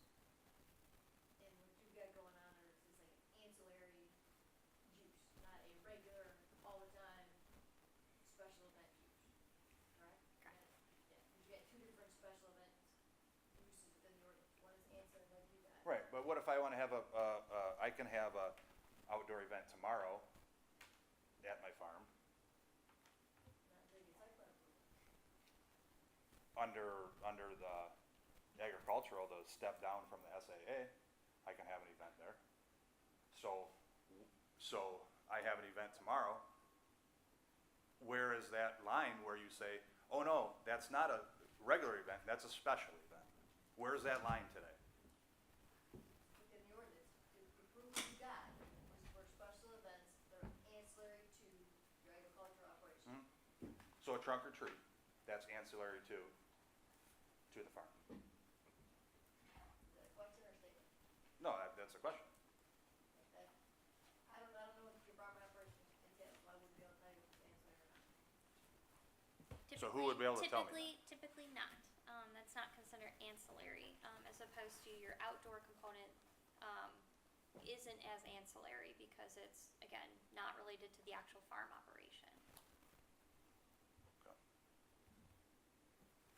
It will get better. That is the plan.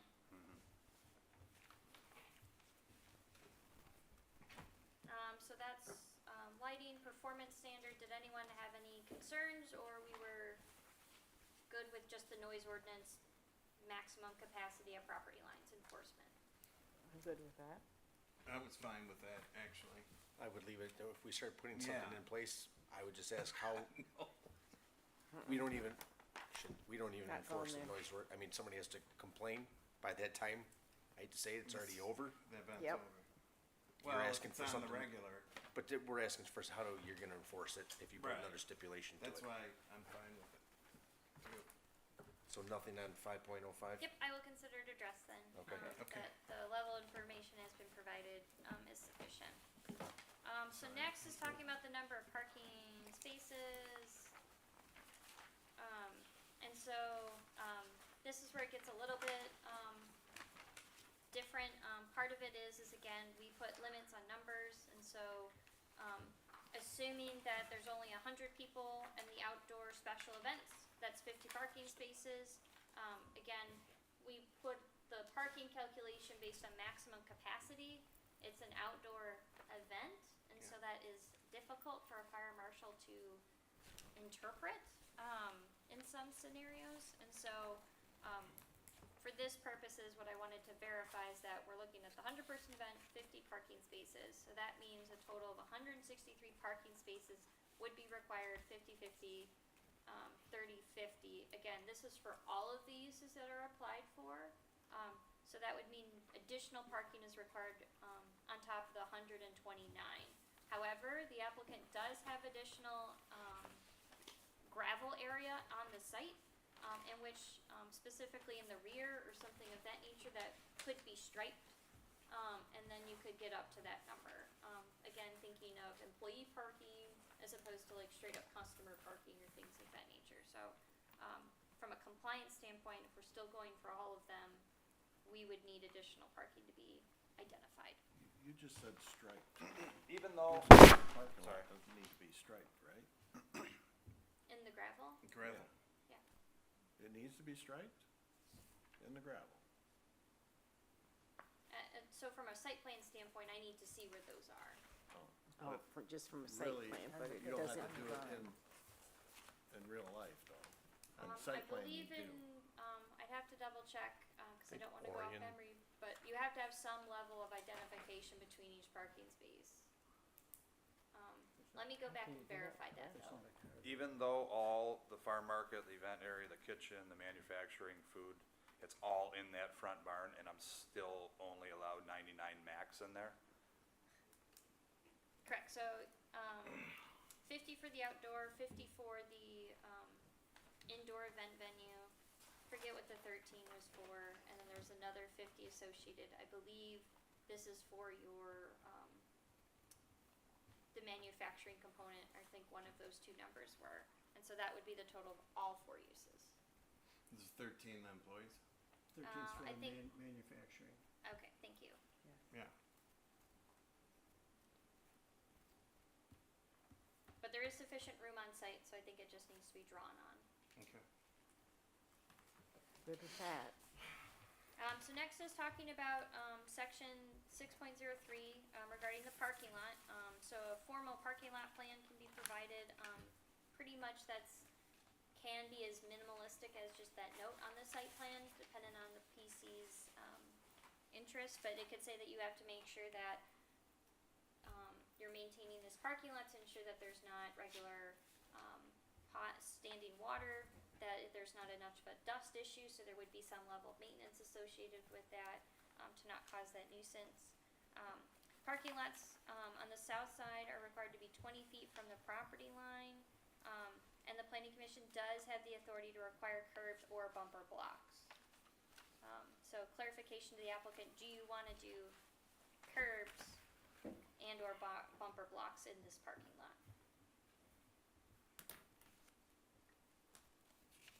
I don't think curbs. Those were the only options, I thought there was, I'm piecing this out. oh, Um, thought there's the easy one. yeah, so I went for the easiest one first, which is, That do you is wanna require bumper curbs. blocks or curbs, and then we'll go to the next part of that question. What's the curbing is, it's not. So curbing is like a continuous, like, I guess your standard parking lot curb, where you have the 6 inches and you go all the way around, as opposed to a bumper block is a smaller segment, I think you can do blocks, it's a farm area. Curbing's a Or do we can eliminate both? We Correct. have that Some. option. Okay, We that's can what I'd rather do. eliminate. I think we need either one Yeah. on this facility. Could I put a fence there? They pull up to a fence? Neither. You need something to designate where to park. so that's an SA Lines. requirement, where, Some this string? is just talking It could be about trees? the extent of the parking, Just the extent. just the parking lot. So what about are we talking about then the proposed outdoor seating area as well as the vegetable market and the existing, farm market, right? Is that what we're talking about? For the curb? Does that come into play here? Yep, all of that. So I So get- you could require the entire parking lot to have a curb, if you were so inclined. I don't expect that to be No. our decision. No, but I guess I I would say ask no. though, wouldn't we want something at least across that area there? Keep people from. So pulling people into don't the pull crosswalk. in and, What's that area there? so that's what I was just talking about, is I was asking Right to in front of the clarify, Joe, if we Yeah. were, Hang on.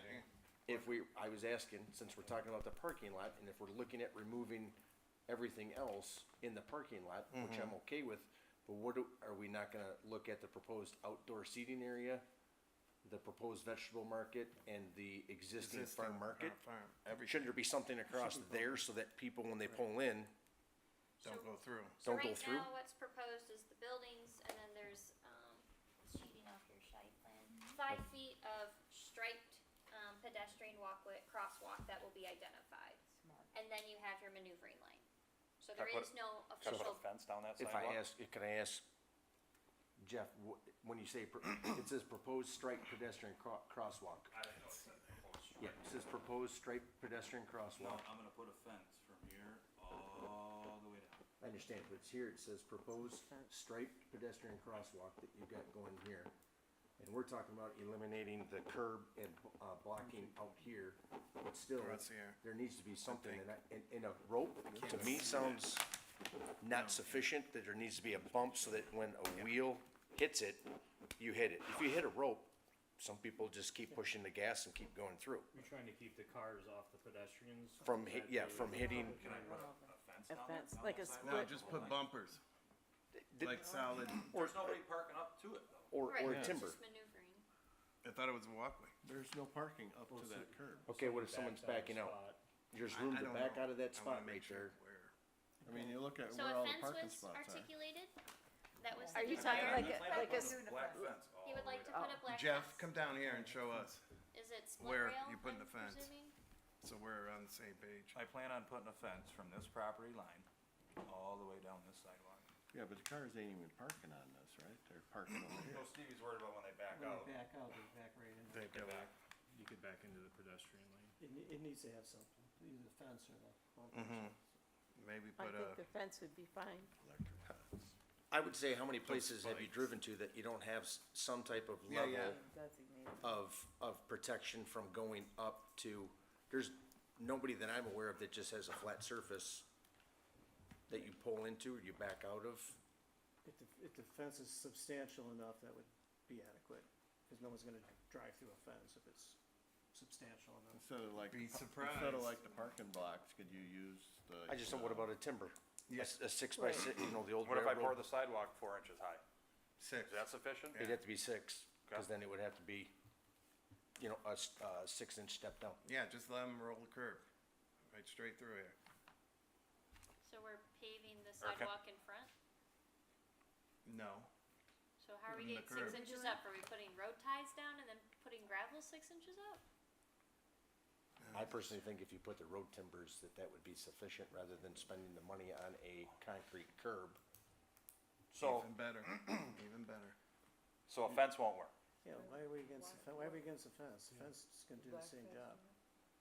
But the fence, as long as it's a substantial fence, Obscuring the site, for one, Well, I'm just Well, looking out for them so that if, split rail is what you see at Blake's. that's fine.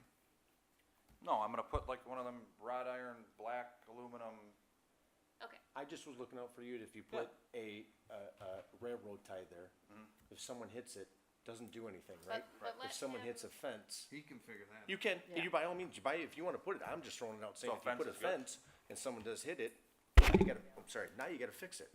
Right. A railroad tie, you don't have to fix, but if you wanna present something different, so we're good with some type of barrier, but Some we'd type like of to see a barrier, barrier. We're not gonna require a specific curb or Yes. bumper block, but if the applicant Your choice of later in barriers. choosing, we'll see something else later. Yes, So ma'am. we'd like to see a revision. because there's nothing on the print. So like if you could do timbers like Steve said, or your fence, or make Yeah, your sidewalk Raised sidewalk. raised. It's And gonna that's be your only choice. from those main 3 buildings. We're not worried about the perimeter of the parking lot. Yeah, I got a ditch Okay. over there. Okay. that was on maintenance. So, And then the maintenance, is it sufficient to just have a note that he's going to maintain it to ensure no standing water, minimize dust? Painful. Basic maintenance, yes. Okay, we're okay with that being a note. I have one question about that, about the maintenance. Okay, No, see. come on, Okay, well, no, do it. hear me out. I know it's gonna sound crazy, but when you throw, and if this isn't the right area to put that in with maintenance, it's proposed that there has to be parking, the striping, correct? On here? I don't know if we determined that definitively. I wanna verify the barrier, actual that's ordinance to right. double Okay. check, but I Well, wanna that's say in recollection, I thought there was some level of requirements to do that. Okay. Um, If there is, I'm not aware of it. Okay, then maybe not. And if there wasn't, then my comment is mute, if there isn't anything in there, but if there is something, I would think it would fall into that, because then if you have, on a normal area, you would paint blue for handicap on concrete or asphalt. We have proposed millings that are here. I would think that it would be very difficult, but if it's required, I would just ask that it would be added to that to maintain it, because if it goes down and then all of a sudden these are all gone, nobody knows where they're parking. Yeah, but you have a handicap parking sign.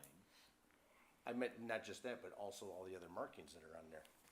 If that was the case, then just take them off. You don't need them on there. I think she wanted them on there so she could see the parking spots. Or didn't you, isn't that what you wanted? It's semantics, but I'm just saying that if we don't require it, then my comment is a mute point that doesn't matter. But if there's something in there that requires some type of striping, how is that striping going to be maintained? I think it's not striping, but it has to show something. It has to Like a have delineation of something. Yeah, So, that's not a Trillium wo- has bumper blocks. yeah, there's something, bumper blocks, I know, sometimes it's just the flags, just so you know that, this is the divider between this lane and that lane. So I think there's options there. And I'm good with it. I'm just asking for the detail to make sure that we know that it's still the same amount of parking spots, or if it doesn't have to be striped, it doesn't matter. No. Okay, so I think, so next we're going into the Article 8A03 SAA Overlay District Requirements.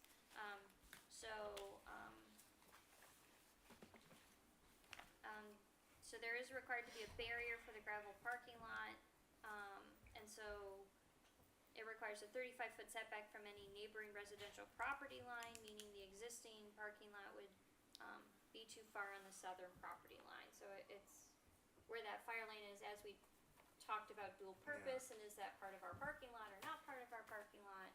Now we're in that setback issue in that capacity. So that is something that is not discretionary, so that could be something then the applicant goes for a ZBA variance for, to remedy that situation. Then we talk about the driveway, which we already talked about in length earlier.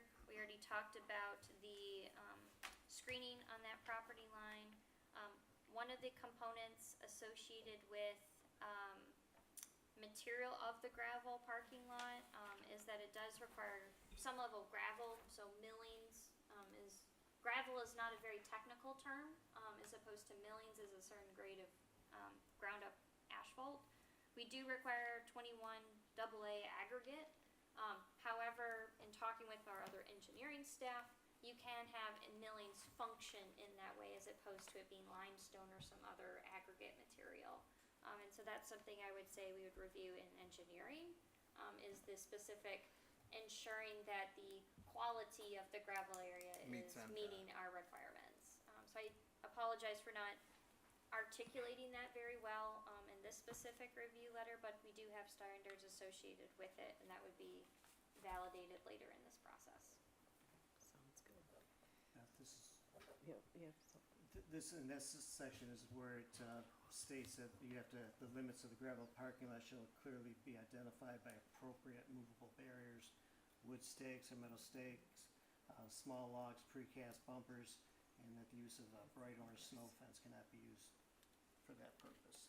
So that just has to be something identifying that that area. parking lot. Barrier. Barrier. Yep. So there's the bumpers. This is strict. Right? So Is it strict?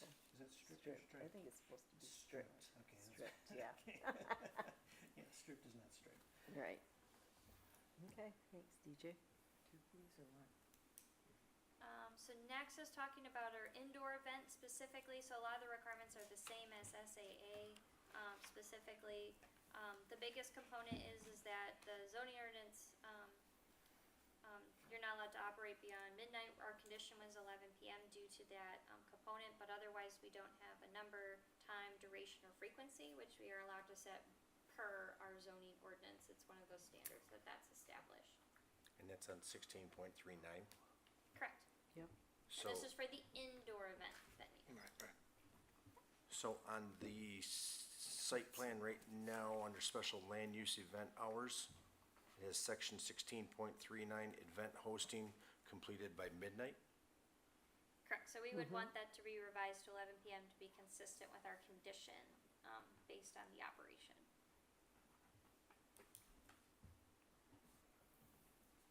So it is on both. I thought it was on both, 11 PM. Is that, you're saying 12 PM? Is that what you said? I beg your pardon. The site plan right now says midnight. Yeah, it should be, okay, should be 11, all right.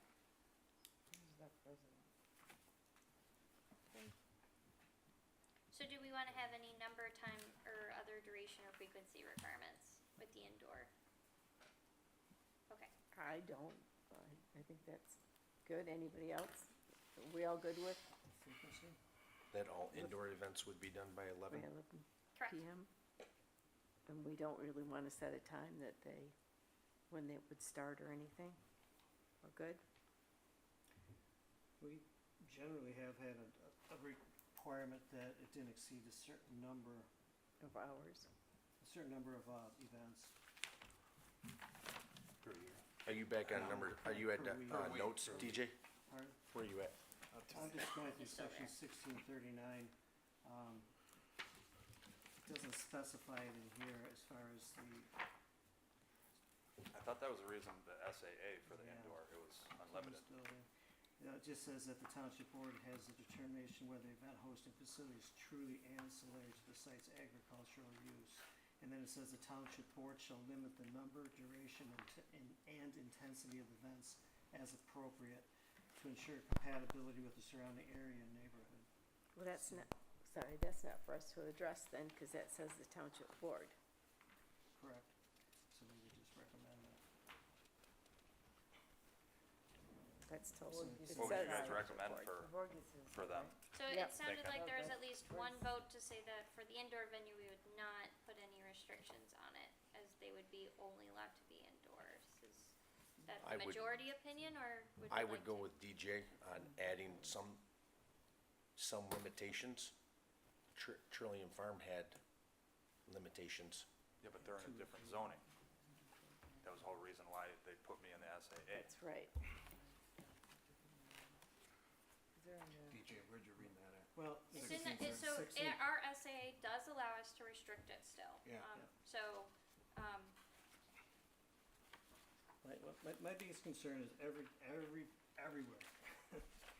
It's about being ancillary to the agricultural use. Now, if you have unlimited parties and this turns into a banquet hall, it's no longer ancillary to an agricultural use. It becomes the main function of the property. I'd and you've agree. got it. So That's the only function at Trillium. That's the only function down there. That's the only thing they do. It's seasonal. So it is limited, and it's limited to the number, like 2 a week, there's limits on it. Right, but is that ancillary to what they're doing down there? That's the only thing they do. That's it. They're so we shouldn't be going- discussing another application. No. We're really looking at the merit of this application. If there is a number limit, to deliberate. Do we wanna limit them, that's what we're asking? Yep. And this is for the indoor. For the So indoor, it it has doesn't to only be if inside someone, the building. I don't wanna limit. I don't wanna limit. So leave it up to the board then. Yep, Yep. the board can limit if they want. Yep. It's two. But, so then, It can't be. help me out understanding this as liaison, taking it back to the board. If a site plan, at what point is the site plan gonna go then to the board?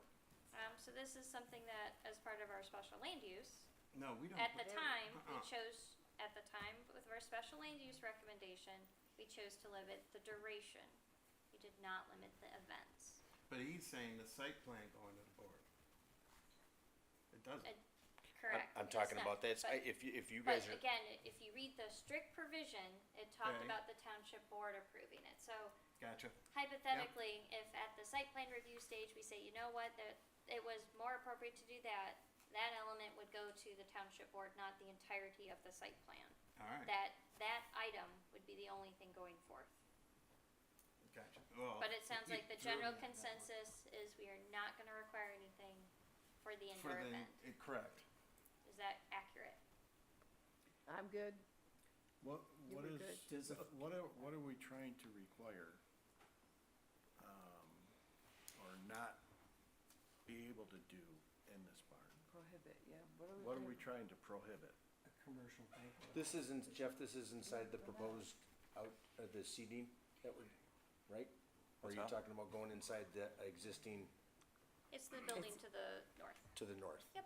So, I think to answer your are we talking, and if you go back to your your minutes from last year in June, Yeah, I saw that. in multiple places, it was listed the indoor events such as baby showers and wedding showers. And then further down then there was a trunk or treat, petting zoo, as well as existing barn to serve food indoors for wedding and baby showers. So I guess I would ask the commission then is, by not putting something on, it's okay with having an event 7 days a week, having 7 events. I'm okay with that, cause I truly don't think that's gonna happen. So if you, but and it's fair, if it turns in that it's growing more, and there is 7 events, what is that doing with the farm business? It's now a commercialized entity.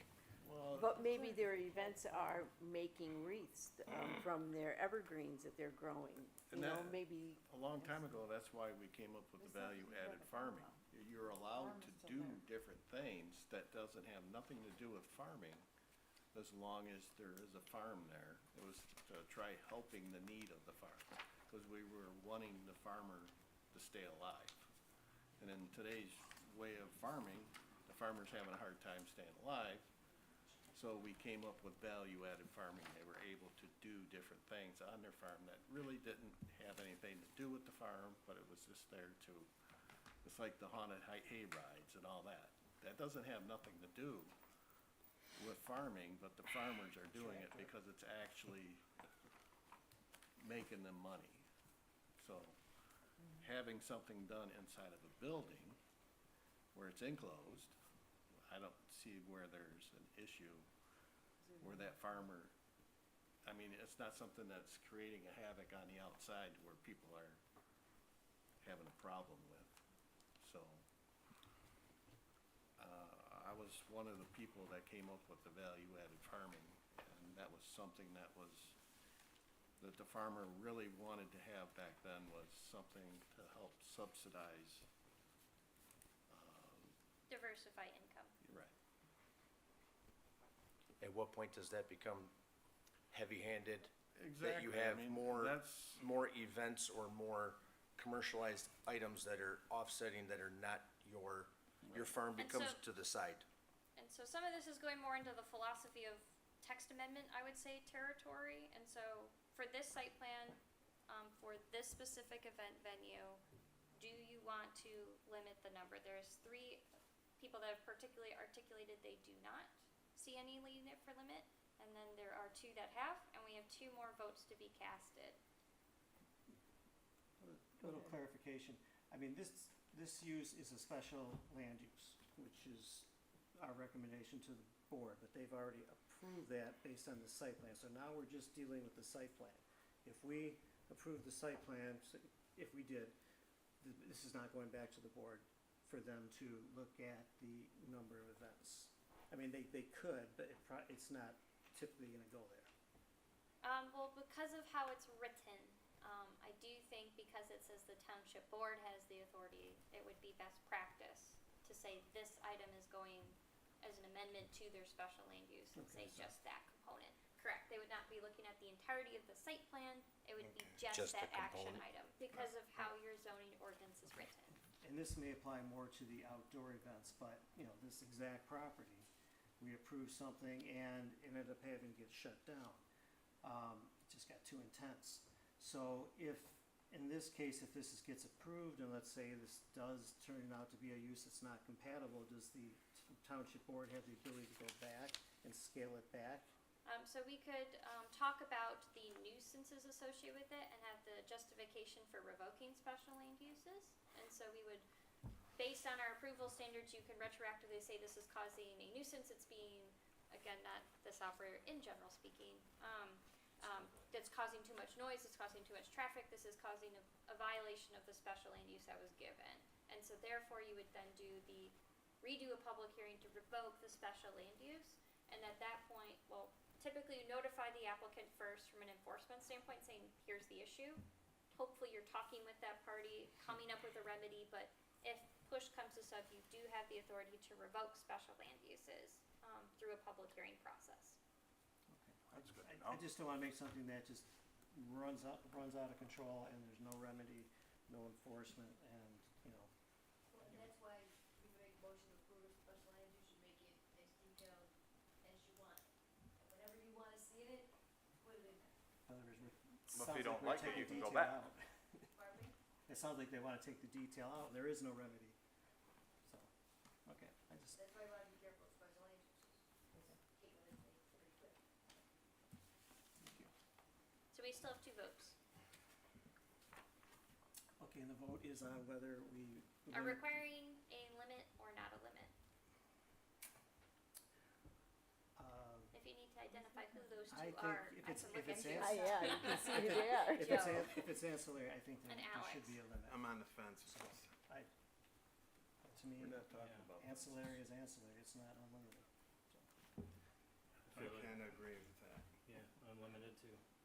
I think there should be some limit to it, or duration. There has to be, because Alright, that's the majority. If So it's- now let's deliberate on what does that look like? Are we doing days of a number of events, specifically? Or, You mean like one event a day? Or can they have 2 events a day? Jesus. I mean, you just opened up a whole nother can of worms.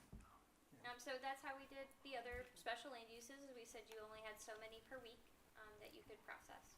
So I think being consistent would be easier to remember how to enforce and calibrate that.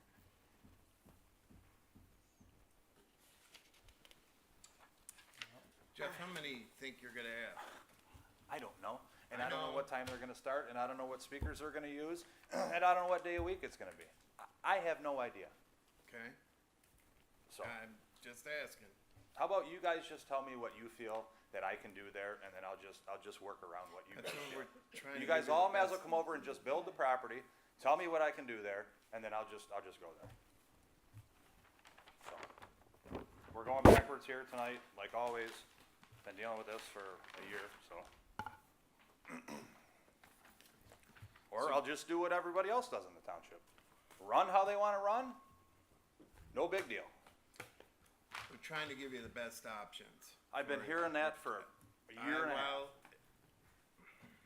I know The that. whole reason why I got pushed into the overlay yeah, is for this outdoor and indoor and this and that. Now we're going back and limiting it after it got approved. Well, I just don't get it. I don't know why it's so hard. I know that previously that. I'm on a pedestal here. Go and ahead. Everybody else in the township is just free reigns, open for business, making money, no big deal. And I'm sick of it. And I'm shut down over there. So. Go ahead. DJ. My comment is that, we created the value-added business farming operation, and that's exactly how our largest operation started. Everyone starts at a level, and it's very generous. I mean, there's, a dozen things that you can do under value-added ag. What happened is you wanted to go from, instead of start here, you wanted to go here. Year-round kitchen, not seasonal. All the big plans that we see other people doing, rather than taking this step by step. It should have been value-added agribusiness with all these options, all these things to do, and it would have been a much easier process rather than jumping into a large-scale operation rather than taking it step by step. And, I mean, there's a lot of things you could be doing under agribusiness. It would be easy, very simple. 8 months seasonal kitchens. I mean, everything's in there that you could be doing right now. So that's just my opinion. Take it for what it's So the 8 months seasonal kitchen, can they sit down inside and eat? That 8 months? It says right here. Or is that you can have considered a kitchen facility allowed for the sale of cider and donuts, fruit. Operation limited to 8 months out of the year. Kitchen facilities do not include a restaurant, so it's not a restaurant where you've got servers, but people can get food, cider, donuts. They can eat. You've got a kitchen that you can make food. I mean, if you start out with the value added and work your way up, It would have been much easier. But he was told that that wasn't gonna work for him, and that's why he went to the SAA.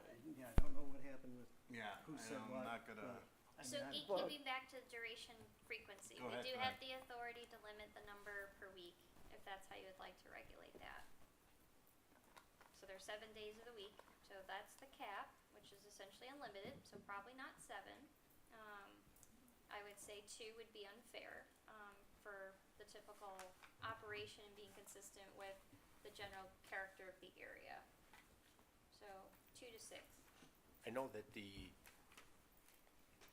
another applicant in here was given a limitation, but I know that they had expressed saying that if it turns out that you had found it had grown, that you could certainly come back to have discussion to say, this is what's happened, presenting to you that I've got property, I've got the ability to make this work, and I'd like to look for more opportunity to have more events, and they were open to that. If you did 5 events and do what Stevie said, That 5 is plenty. That's more than plenty. Well, I'll go with 5. Anybody else? I mean, at the end of the day, who polices it anyhow? Alright, but,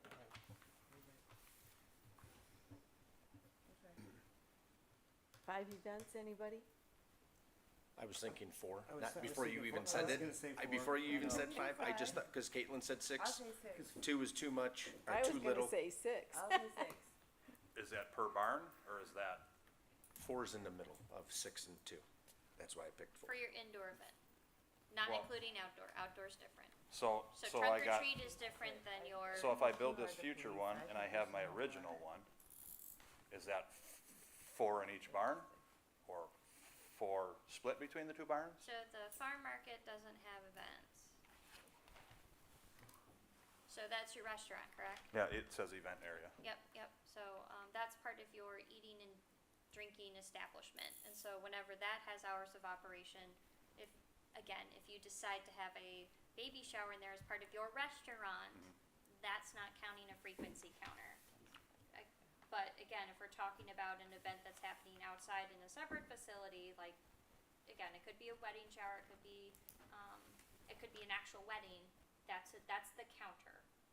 As opposed to something that's in a restaurant space, that's different.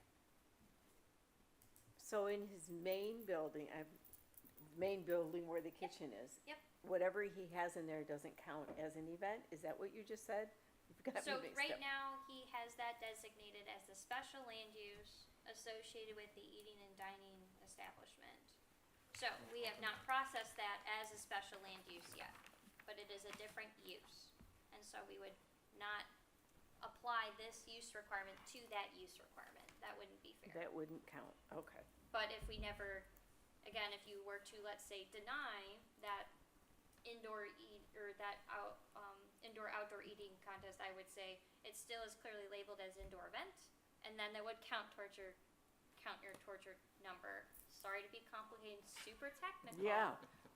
It's I gotcha. It Go ahead. is or it isn't, but the thing is that we have a collection of uses, and they have how you currently have your ordinance structured. They all have different, some similar, some not similar requirements, and you have to keep them in their boxes to be fair to each individual use. So, in our text amendment, we hope to standardize this process, and make it so it's less complicated, but we are not there yet. So there was a number of 6 and 4 mentioned, And 5. and, well, 5. you changed your vote to Nope, 6 with Beth gave- 6, right? Oh, you changed it. No, no. You said 5. I said, You said she's- 5, but then she I said said 6, before and then then. you said 6. No, I said before then, I was thinking 6, said but I went 5. with 5. Oh, okay, so we have 5. a I s- said 6. 6, a 5, and a 4, and a 4. No, I said 4. Yeah, I know, Okay, so there's there's 2 two 4s, fours. 5, and a 6. The last 3 members, please Alex, pick a what are number. you thinking? 4. I was thinking 4 too. Okay, Let's go with 4. general consensus wins at 4. It's a little more than half, but not like so close that it looks like a continuous week of Okay. events.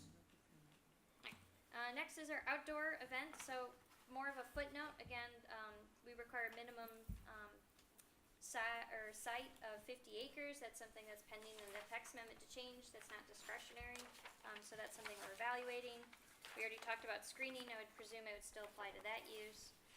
There's a note associated specifically with outdoor special events. The zoning ordinance does not allow more than 3 a week after 7 p.m. So that would be that note. And again, with the 100-person gathering based on the parking calculation, the applicant in their additional information clarified that they would have porta potties on site for those outdoor events, and they would be removed 48 hours after that event were to take place. And so verification that the PC finds that acceptable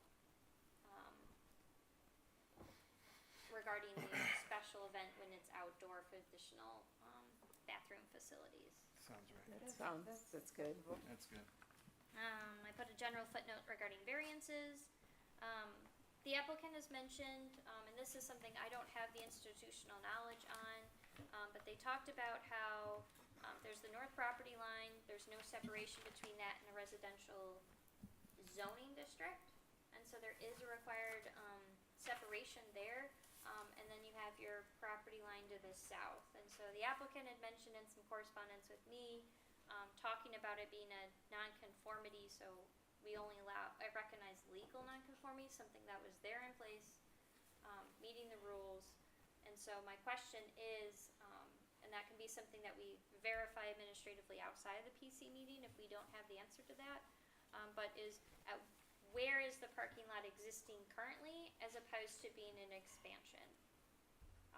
It was my recollection that the north side of that parking lot area right against that property line wouldn't be considered legal nonconformity. It was not permitted on that north property line, and I don't remember seeing it exactly right up to the property line. Like there was some buffering, but I don't have property lines when I was there. Same thing with the south side. There is, I believe, already some. I don't think there's a Buffer. green belt there. Correct. It's just currently gravel.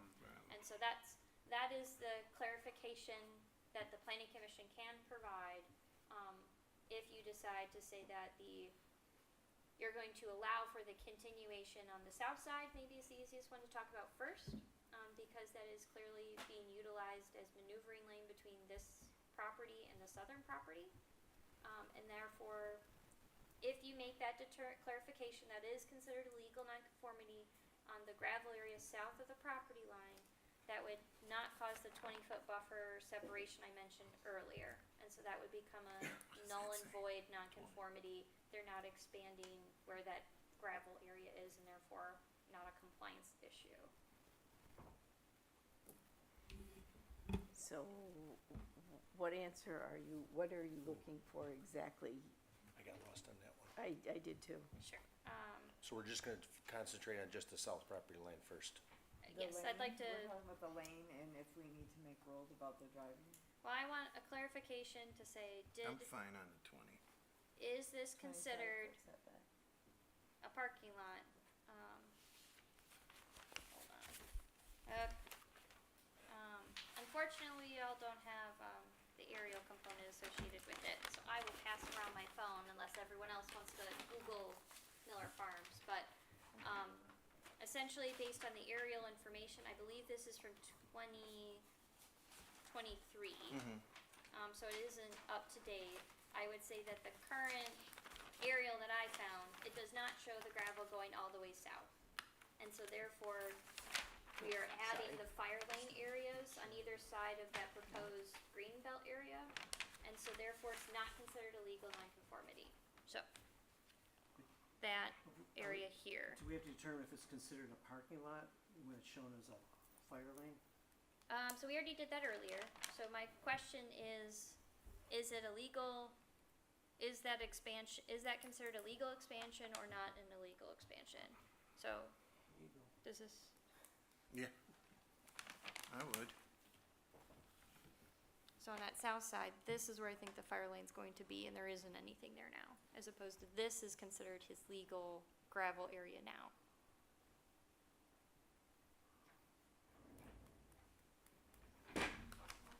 Are we talking? Go ahead, show me. You're saying here. Why can't we do So, it? this is the biggest thing existing, I there. believe it's from 2023 aerial. Mhm. If I So, understand it this correctly. is where the fire lane would be right near the property line. That currently is oh, no. grass. Going by It's the gonna- property line. You're in the That's right, it's 20-foot gonna come right section. here. It's on this side, Okay. Yeah, cause the Okay. house is right there. Right. So, clarification on, so did you see this here too? Fire lane, do not enter on the signs? Are we assuming that we're gonna eliminate that? Or push the screening forward to widen it? Is that what you're talking about? so to remedy the requirement regarding the parking lot, would be is you'd have to, yes, shift Okay. that to have the 20-foot buffer somewhere in there. Yes, As opposed to,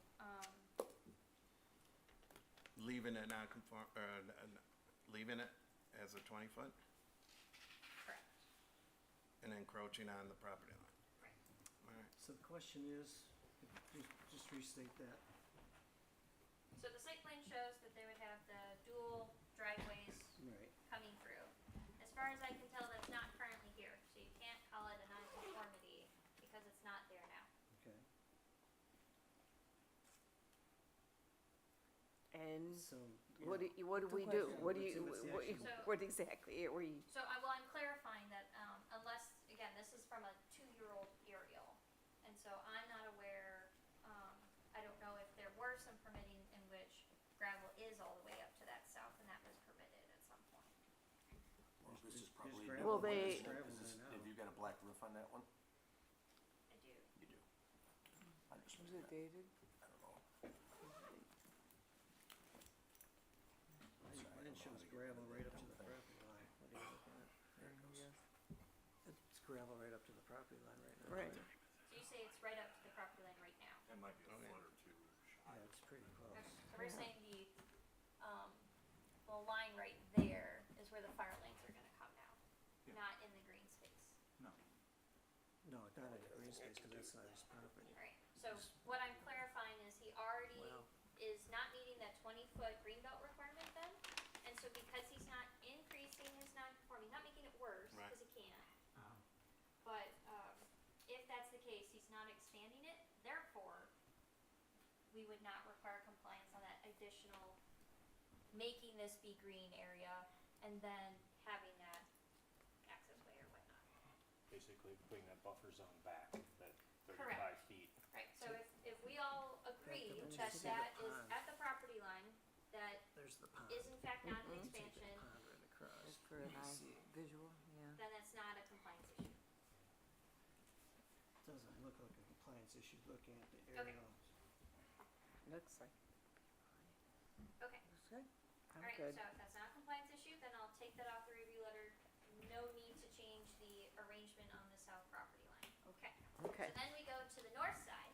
yeah. Oh, Um, bring it back. So they're proposing Steve, so you again can see. to put, it essentially 1 foot off. That's the ITC property. Correct. And so I was not aware of gravel being on the north side. There was not. That's new gravel. That's new gravel here that goes up to this property. Yeah, I got you. I'm Okay, good. alright, you're following along. Up here. Thank you. And how far have you taken it up now? To the property line? You've taken it all the way up to the property line right now. That goes straight with this. So right now on Macomb GIS, on the parcel search, it shows the property line is at the gravel. Right, it's, Mhm, the new and that's gravel's what he going right just up to said. the property line. Right now on the air, in Macomb GIS is what municipalities use. Yeah. It shows that the gravel currently right now is all the way up to the property line, I'm sure that's Okay. gravel, 'cause it looks like dirt on or that. millings. Okay. See the blue line? Yep, and that's for the fire line. And that's the property It line. looks like a farm field to me, but this isn't gravel. This is the new gravel on that corner. Mm-hmm. Yeah, We this, went and this saw is, it this today. is all gravel, but this is grass, and then this is, tilled with dirt at the property line, so that, That's, this is all new, DJ, new millings on it. that's, yeah. So if we you know say what? new, but it's still there, so was that considered legally there before? Can't say it's legally there before because it's not shown in the aerial. Okay. So then all you So can what do is is- go back and look at the years. Right? go through I'm, there. if you're and asking provide- for, I guess Why- so, why in the do we twenty need to- twenty-three, yeah, why? it Why? doesn't appear that it's there. I think that was just put in within the last couple of months. Well, why? The stuff to the north? The north, Laura, Yeah, I just put that in a couple weeks ago. okay, Yeah. alright, Yeah, like Can you pass this last down? week. okay. Thank you. Alright, so everyone agrees the south, South is okay. south is Yeah. okay. And I'll revise that accordingly in different areas, this is yours. So what does In the that north? create, I mean, do we have the ability to waive that, cause it's on the ITC property, not a residential lot, or what action? Nobody's gonna ever happen build. here? Usually like the ITC as the buffer as opposed to pushing the buffer back onto the property. I will re-evaluate all the provisions in the zoning ordinance, Good answer. to, see if there's gravity, to do that. I believe when I looked at it quickly, there was the difference nuance between a residentially zoned and a residential use. And so that became the problem, is it is residential home. residentially zoned. It's agricultural. But not used, okay. So I will verify, and make Yeah. sure that that is clear to the applicant, in the next week or so, so that way we can proceed forward with the direction. So that is what I was hoping to achieve tonight as far as giving the applicant direction, on where we stood on some of those different waivers or information. And so what would be appropriate next for the planning commission is to postpone a decision on the site plan pending a revised set of plans. I'll make the motion to postpone this for the revised set of plans addressing all the issues discussed this evening. I'll second. question then about, or discussion. Yes. Based upon, DJ, is your question answered, or did we answer that then on number 6 on the site plan, under agribusiness notes on the actual site plan? Number 6? No, on your actual site plan, Yes, under, you had a question, agribusiness notes. on the unlimited. Oh, frequency. unlimited? Yeah. Well, it looks like the limit's gonna be 4. And I'm just making sure that we've got these, if there's any questions, cause there was a missed item for the event hosting, completed by midnight, we addressed that now at 11. I'm just making sure that we never actually, no one ever brought up any questions on the site plan itself. If there was anything that, the other one that I've got is, you've got the future, or the proposed vegetable market barn, a 20 by 20. I think is it bigger now? Where I'm selling the stuff is 20 by 20. But the building that you put up though, Well, cause on here it shows that. Hang on. You've got a proposed 20 by 20, and the Well- building department said that you pulled a permit for a 24 by 32. 32. But it says right here, hang on. I'm just saying, if anything, it would need to just be modified, the site plan would just need to show. But now, does that have to be on?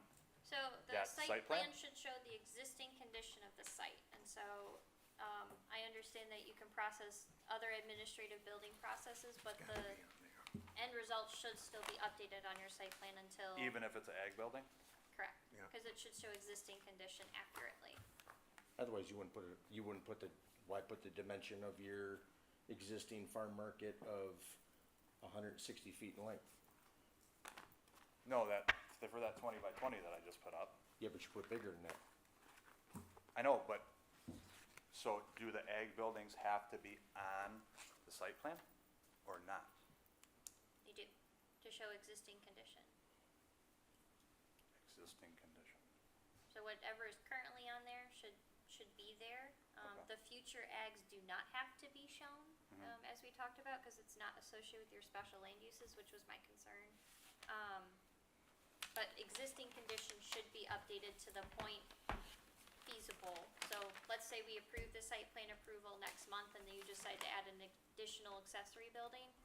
You wouldn't have to go back, cause we already approved your site plan to reflect that accessory building. You're allowed to continue your administrative process. So I need to make that bigger on there then? Correct, to be accurate. Accurate size. Cause you have 20 by 20, you Right. actually built a 24 by 32, so you would make, Okay. it would be correct. You know, it would be the correct It dimension. needs to be Well, reflected. when I was in here and I pulled the permit, they gave me this zoning compliance permit to to put it up. Yep.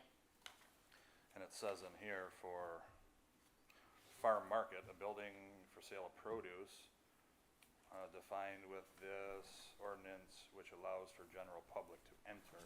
Yep. So, I'll make it bigger on there for you. It's just, it's not about what you're doing with it, Jeff, it's just accuracy, that it's accurate to the size. Right. It's not changing anything that you're doing, it's Right. just an accurate depiction of what's physically there. Is that right? Yeah.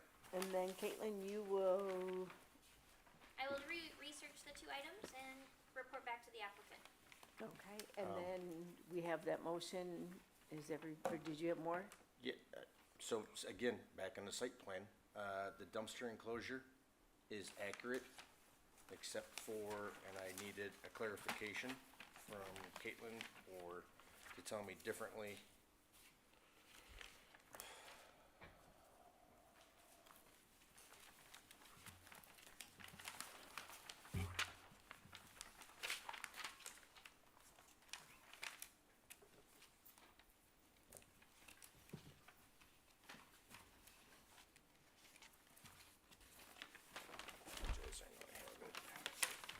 Read what you highlighted, I might be able to find the Yes, complaints what I had issue. was, 2 6-foot chain link gates, Oh, so we do not allow chain link fences for gates.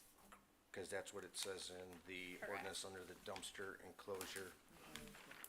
Correct. So it that's says not that all trash receptacles shall be screened of 3 sides by decorative masonry walls which are similar to or compatible with the exterior construction materials used elsewhere on site. Chain link fencing with viewing obscuring slats or wooden fencing shall not be considered to be suitable screening materials. Okay, so something changed, and I apologize for missing that. I know they relocated it, which was the compliance issue in the first letter. I didn't catch that, so thank you.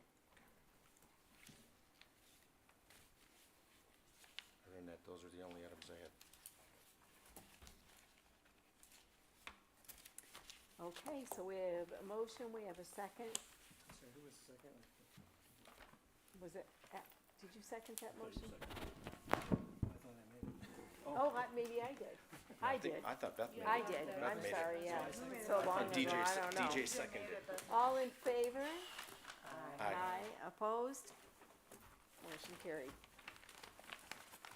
Okay, next we have new business, and there is none. PC projects, none. Public comments? Anyone? I want to welcome Randy Finley back to the planning commission. Thank you for doing that. Welcome back, And thanks for coming, both you guys, we appreciate it. And Rose, thank you also. Thanks for being here. Yeah. Oh, no, I was giving, so you could see it to me if you're making a motion for your time. Oh, Sorry. okay, so I need, would somebody like to make a motion to adjourn I'd like to make a I'll make motion a to motion. adjourn. I'll second it. At 9:18. at 9:18? All in favor? Aye. Opposed? What? Who seconded it? Maureen Maureen. made the motion, Brandy seconded it. Yep. If somebody wants these, I have them in my house in their, township, so if anybody wanted to share them. Keep us out of court. Oh, Yeah. yeah, it is the property of the township, yeah. It's all canals for So we haven't made a decision. They were not as pressing as his other special